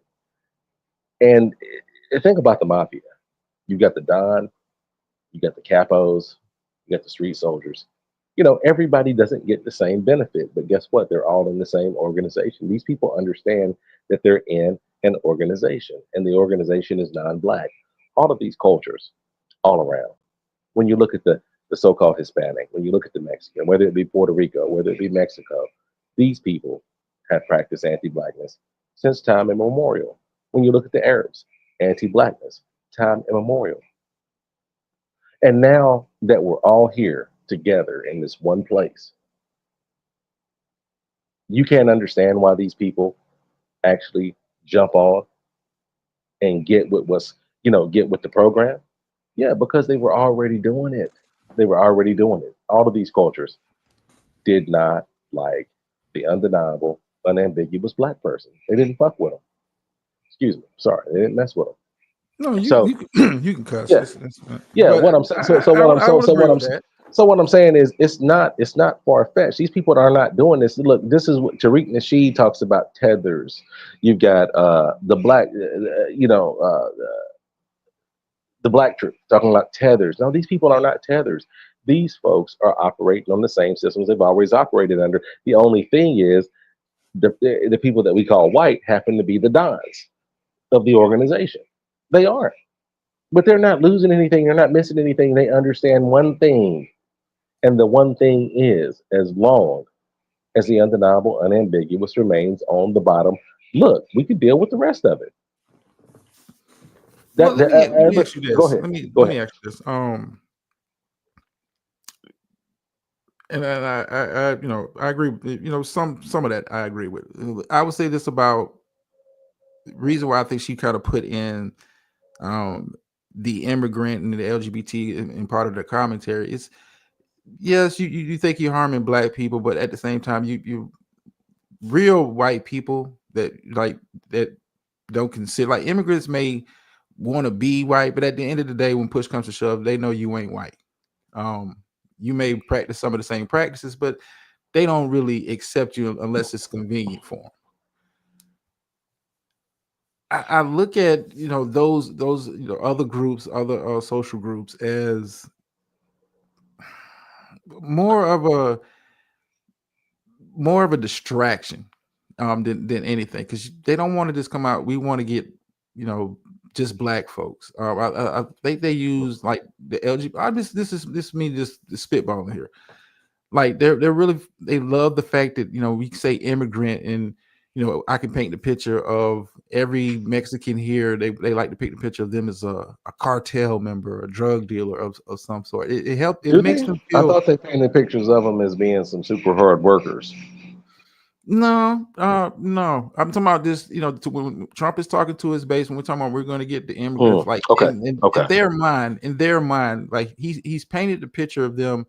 They're human traffickers and drug dealers, and it makes them feel comfortable with what's going on like now with the ICE raids and that kind of stuff, where we're just going to randomly pull up at a Home Depot, lock every Latino. It makes them feel comfortable, and it's like kind of their way of dealing with it. When they talk to describe black people, and when they let's say they're going to do this to black people, they would paint us as drug dealers and thugs, and the women would be prostitutes. It makes them feel comfortable when it happens, when they start doing this kind of stuff to us. It makes them feel comfortable, like, well, they're all like that. Dobbs. What I want to tell you is, hey, look, man, that's too basic. That's what you're trying to explain is too basic. And I'm about 40 years past that. Listen, can you name a group of non-black people that are doing worse than black folks? Based on the numbers, Dobbs. Based on the numbers, the facts. That are doing worse than us? Yeah. Economically, hold on. Here go the metrics. Economically, lifespan, and incarceration rates. What group is doing worse than us?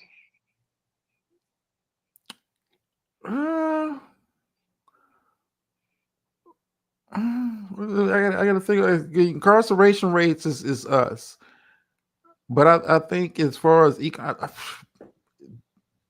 white America is not making, is not that well off when you really All right. think about it. All right. I'm not asking for speculation. I'm asking for the numbers. Now you can go check Well, them. There's sites you can check them on. Okay. Now I'll have to do research on that. I want to have an educated discussion about it. I don't want to be ill prepared for it. It's all good, but look, I've done the work, so I'm going to just tell you right now. So nobody. All right. There's no other group. There's no other so-called. See, I think what you're basing it on is your term. There's a term that you haven't used, but I think you use it in your mind, and it's called non-white. And you're saying what everybody else is saying, and that is these people aren't white, and yet they're still voting for this guy, right? Is that kind of where you're coming from? No, listen. I get why they vote for him. I understand the mindset of a Trump voter. Like I get why, because he speaks your language. He speaks plainly. He speaks to your your racial basis needs to feel dominant. I get it. I get why they vote for him. It's not a surprise to me. Well, it's not a feeling about. See, she was talking about She was talking about feelings. She was talking about feeling dominant and stuff like that. It's not a feeling. What it is a reality. And these folks gain more traction. Listen, California gave all its undocumented Medicare, all right, for free. Karen Bass was sitting up there talking about giving every single person, every single one of them, 50 grand. That's what she was doing. Look, it's not about feeling anything. It's about the results that they get. You've got a state is in California. That's all I can talk about, really, because that's where I'm at. The black population in California is roughly, I'm thinking it's about 9% statewide. Yet the homeless population, as far as black folks are concerned, is 51, 52. Okay. That's what we're working with.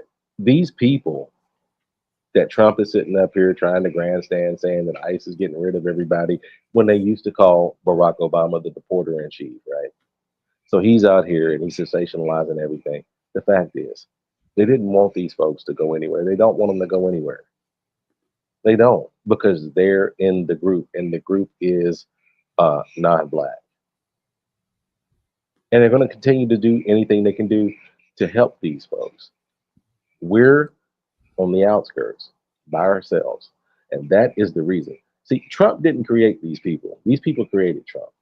The voters created Trump. They wanted a Trump. They needed a Trump. The ones that were so-called LGBTQ, yeah, are they black or non-black?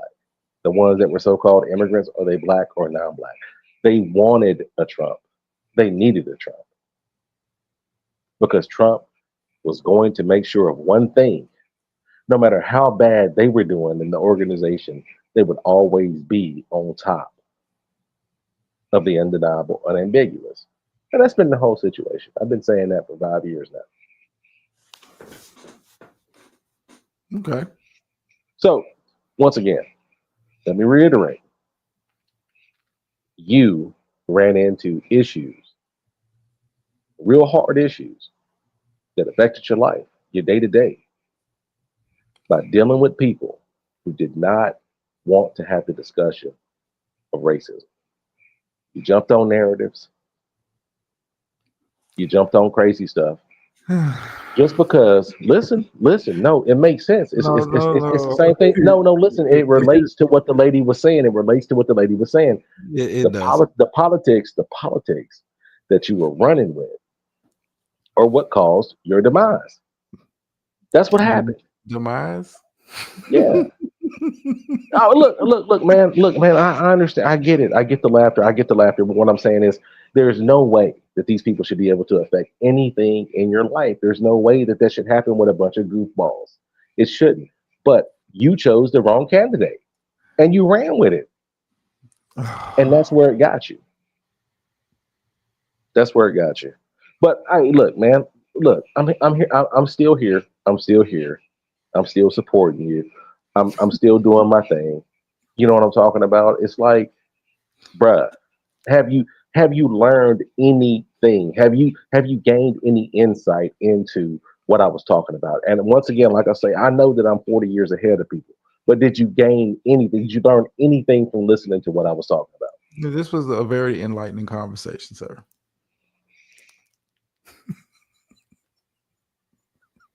All right. All We'll, right. we'll leave it there. All right. All right. All right. All right. All right. Okay. Have a good one. You too.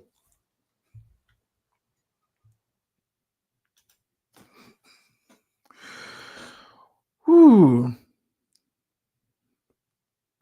Okay, Gator.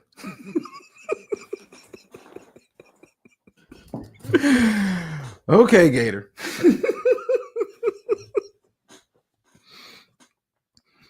Okay. All right. What do I have left? Do I want to, do I want to say? I want to say that for the other one. Okay, well, I do want to play this one bit of thing, then we'll get to the pulpit portion of the show. Let me put this up.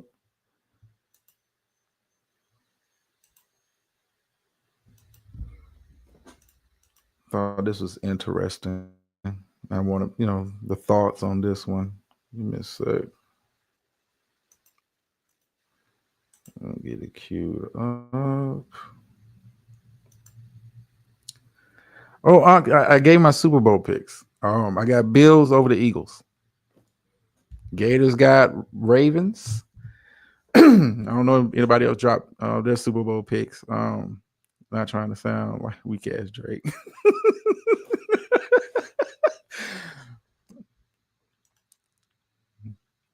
All right, but check this quick clip out, and then we're gonna get into the pulpit portion of the show after a little bit of commentary. Appreciate y'all for coming out tonight and listening to little old me. But here we go. That is amazing. Good job.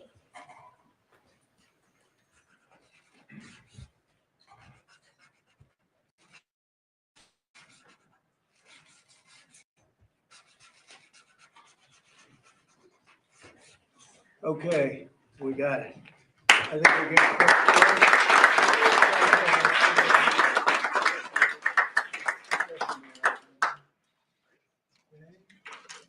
We'll pass them around like this. Okay, here you go. Okay. That is not signed with an auto pen. There's no auto pen. We don't want auto pens in the White House. Okay. Any questions, please? I think probably. That is amazing. Good job. All right, let me give you some context of what this is. Let me see if I can go take this off the screen. Basically, Trump is signing executive order bringing back the presidential fitness tests in public schools nationwide. The tests were previously included a 1 mile run, pull-ups or push-ups, sit-ups, shoulder runs, and more. This is let me take this off the screen. And reportedly, he's going to surround himself with men who. Once again, welcome to the show. You got Philly? Okay, cool. You got Philly. Okay, we'll see it in the season. Like I said, it's got to run a contest over here. Winner, picks the Super Bowl winner correctly. We'll get a prize. But this dude surrounding himself with men who love kids. Yeah, I saw Lawrence Taylor's part of this sports commission. But yeah, this is the fitness test that they're bringing back to schools nationwide. I'm not sure when it's going to be instituted. He has signed an executive order. I'm of the mindset of this. I don't have a problem with this. Bringing physical fitness back into the schools, putting an emphasis on that. I grew up with that. Having fitness day or whatever. I think it's sorely needed in the schools. It's more for health and wealth. A lot of kids are not as, I'm not going to say lazy or nothing like that, but this is not as active as I would say our generation was, as far as participating in stuff and extracurricular activities and that kind of stuff. This is more of a social media generation where they're stuck in front of a computer or a cell phone or a tablet of some sort, spending a lot of their days doing that instead of being physically active. and it can't do nothing. You know, being physically active can't do nothing but be healthy for you. That's going to kind of lead into, shouldn't that be a state issue? Yeah, I get it. You know, in theory, yeah, it should be a state to state issue, but I don't have a problem with it. You know, him bringing it back. You know, having a fitness test, as long as it's not, you know, something like, you know, if your kid don't pass this fitness test, he can't, you know, move to the next grade, some stupid shit like that. But I mean, they're doing all kind of changes to you know, the education system nationwide. So if you want to make it a state to state issue, I don't see a problem with that, and I also don't see a problem with, you know, bringing that back. I mean, because that's something that, you know, we had in the schools when I was a kid. So I don't see an issue with that. Nobody's going to complain when they came up last place and not going to be. Listen, they're gonna find something to complain about anyway. They're gonna find something to complain about anyway. Like I said, that little piece of legislation, yeah. But I'm curious to see what this sports commission he's put together. Lawrence Taylor, for those who don't know, Lawrence Taylor is part of Trump's quote unquote sports commission. Yeah, I don't think he thought about the optics of it. Just, you know, he just like Lawrence Taylor, famous, you know, ex-football player, and not really, you know, caring about, you know, the background. He likes me, I like him, and I'm going to put him, you know, in these positions. That's pretty much how Trump kind of operates and runs his White House. You know, I like you. I've had a good interaction with you. You know, I talked to you on Fox News. You know, we'll find a job for you. We'll. I mean, think about it. You got, you know, just think about the opposite of that clip you just watched. You got Linda McMahon, who has never been in any form of educational position ever, now the head of the Department of Education. I was Lawrence Taylor. You got him on the sports commission. Lawrence Taylor, who, you know, is one of the greatest football players, but not a coach, has never been a GM, player personnel, nothing of that sort. He was just a great football player. Trump likes him, and he's going to be part of this, getting the government check, whatever. More power to him. But that's going to kind of lead me into the pulpit portion of the show.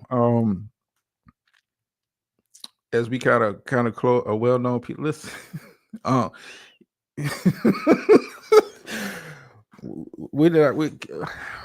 this Epstein stuff is not going away. You know, for you know, the latest update on that, for those who haven't been kind of keeping up with that story, Ghislaine Maxwell, you know, kind of, you know, they made the offer like, we'll, you know, testify in front of Congress, but we wanted full immunity, and then, you know, right now they're not going forward. Also, her classification changed mysteriously overnight, and she was moved to Texas, to another facility. Trump has not come out and said he wouldn't pardon her. Only the fact that he has the authority to pardon. So it's got kind of up in the air with that. Also, you know, the redacted files, and then, you know, the FBI workers redacted files. We still haven't seen him released. Yeah, he's a registered sex offender. Yeah. Addressing for what it is, nothing about sports. But like I said, in Trump's eyes, he just knows Lawrence Taylor, the football player. Trump doesn't care about, unless he's tied to it or associated with it, like with Epstein. He doesn't care about your background and what you used to do and what you may have been accused of. I mean, look at how he tried to get Matt Gaetz up in there. He doesn't care. Are you loyal to me? Are you loyal to me? Is what Trump is.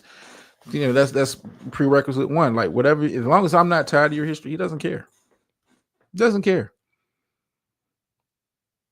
Does not care. You know, doesn't care that, let's say, Linda McMahon, you know, and her husband, Vince McMahon, you know, back in the, I want to say the 80s, WWE, WWF was involved in the steroid scandal, you know, federal trial dealing with steroids. Like, I didn't have nothing. That's Trump. This is Trump mindset. I didn't have nothing to do with it. My name's not attached to it. You're good with me.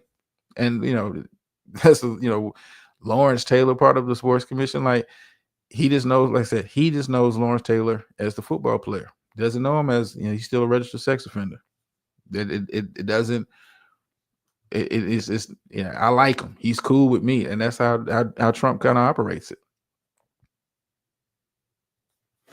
It's you know, it's only if you loyal to me, I will find you a position doing something. That's even sticking to this. I get it. I get it. Because now you get those people. Listen, this is part of the reality show that we've been stuck in. The world's greatest reality show. We're all unwilling participants. I say it each and every week. We're all have been unwilling participants in this. If you think tariffs have not already started hitting folks' wallets, you are sadly mistaken. Prices have already started to go up in a lot of different areas. It's only going to continue to get worse. But at the end of the day, what does he care? He wants to satisfy his ego. That is his goal. It's not to make the country better, to make life better for people that live here. It's about satisfying my ego. And I want to keep people that are around me who satisfy my ego. I mean, when you make statements, are you back? Yes, sir. Well, you keep talking about the reality show. The reality show, and what we living in and all this. And you've always been a conspiracy person.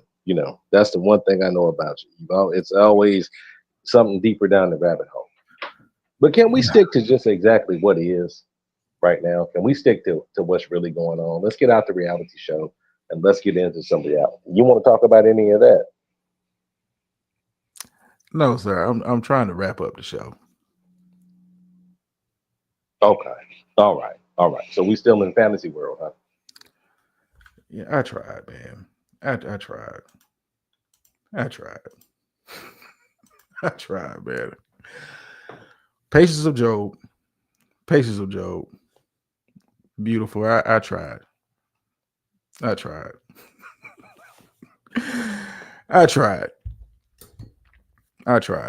Oh yeah, you didn't miss the pulpit part of the show. Yeah, I was getting into my soliloquy. I'm just, but we're gonna get it together. So all those illegals, I thought Kronk has to sign off. I forgot what we was even talking about. My mistake, y'all. I tried. I tried, y'all. I tried. But anyway, let's get to the pulpit part of the show. Because we about at the 2-hour mark. You guys know I don't do the long shows. All right, so here's the kind of setup, and the reason why I played that last Trump clip. Talk about the physical fitness. This reality show has a huge. Nah, it's something else. I get what you may be trying to say, but nah, it was something else. Health is wealth, peace of mind. Let's get into the pulpit part of the show, and as we kind of close out. So I was in the doctor's office this past week, getting a routine checkup and stuff, and having a conversation with a gentleman much older than me. And when we was, just sitting there in the lobby, just having this random general conversation. And he said something to me. They kind of like struck a nerve, and I've said this, had these thoughts on several occasions, and I've articulated it over here before. But he said, enjoy your life while you still able to. And that I'm like, yeah, and not really. Costco blueberry muffins good, better than Starbucks. But he said, and I was like, yeah, I like to enjoy life. And, it got me to thinking, because then I had a conversation with somebody else later on that day, and they were telling me about, they're having to do this, that, the third, it was real stressed out. And I was like, don't, during the course of the grind, don't forget to unwind. And, what I mean by that, often, we're pushing towards a goal. We're working towards a goal. And, we're trying to get ahead in life, become better at something. And we're pushing.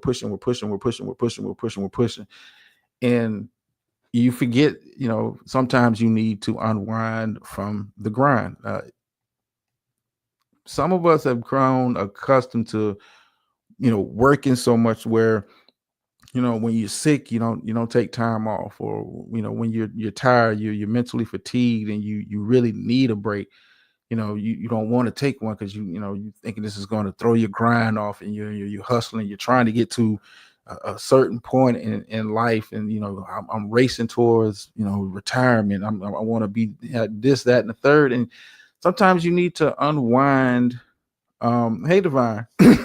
Divine, I tried. I tried. But you're racing, you're racing and you're grinding so much, and you forget to unwind.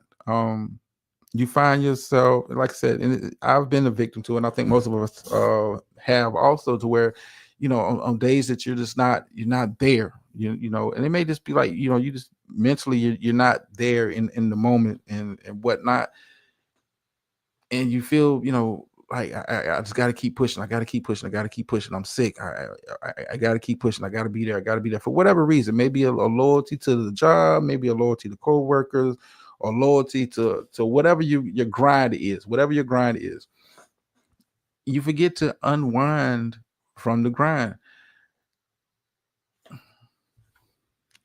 Come on, brother. Oh Lord. Hello. Hey, you good? I'm always good. Okay. That's Yeah, I got you. I got you. all right. Yeah, I'll send you an email. I got you. I Cool. saw it. Bye. Okay.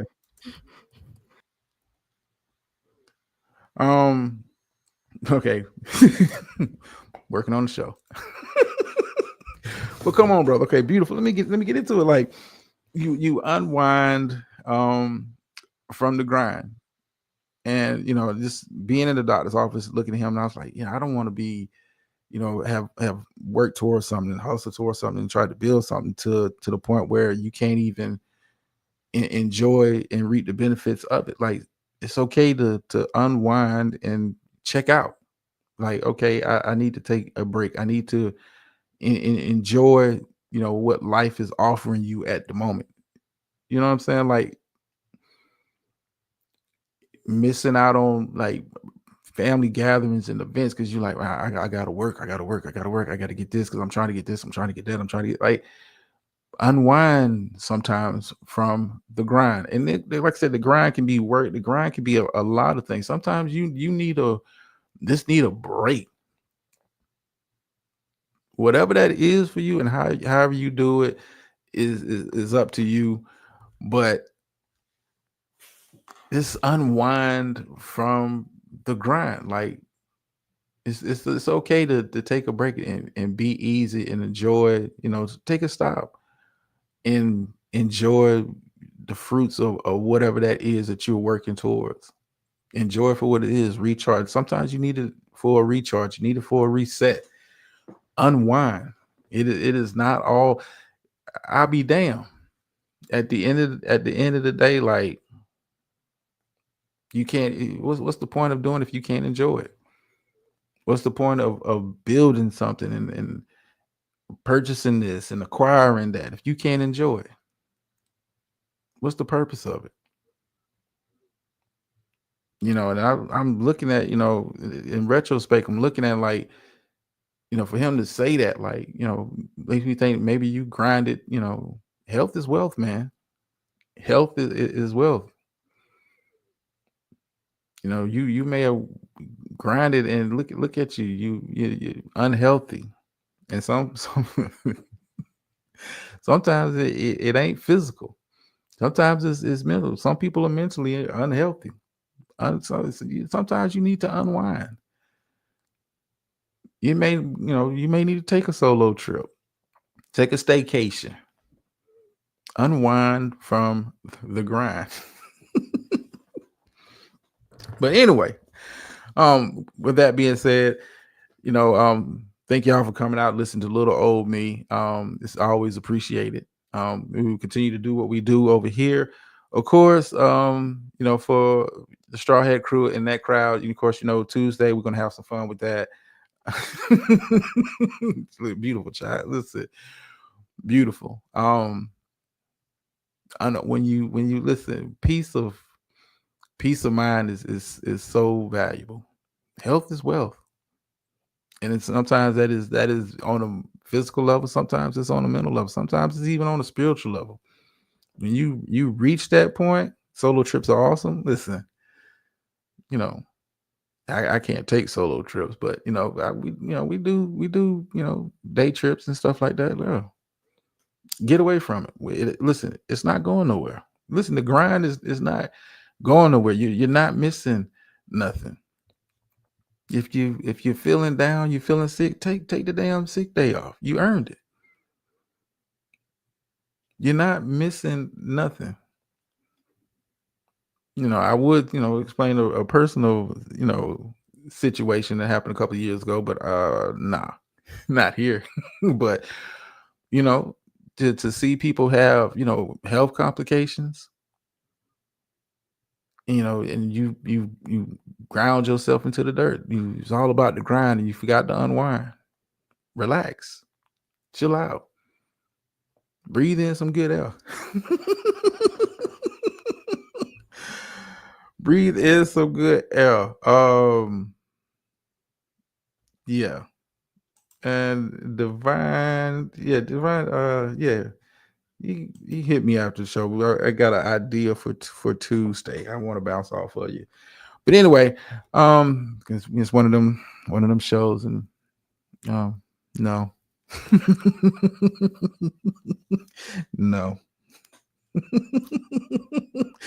No.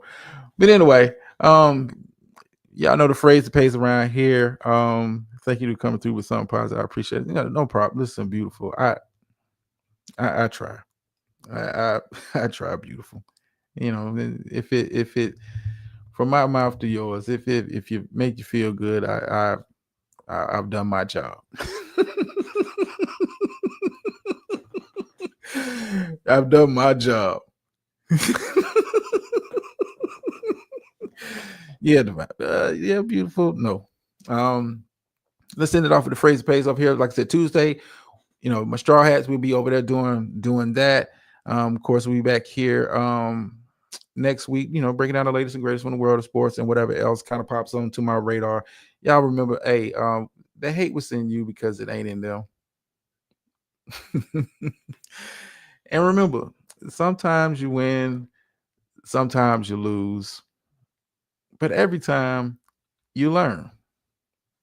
And I'm out.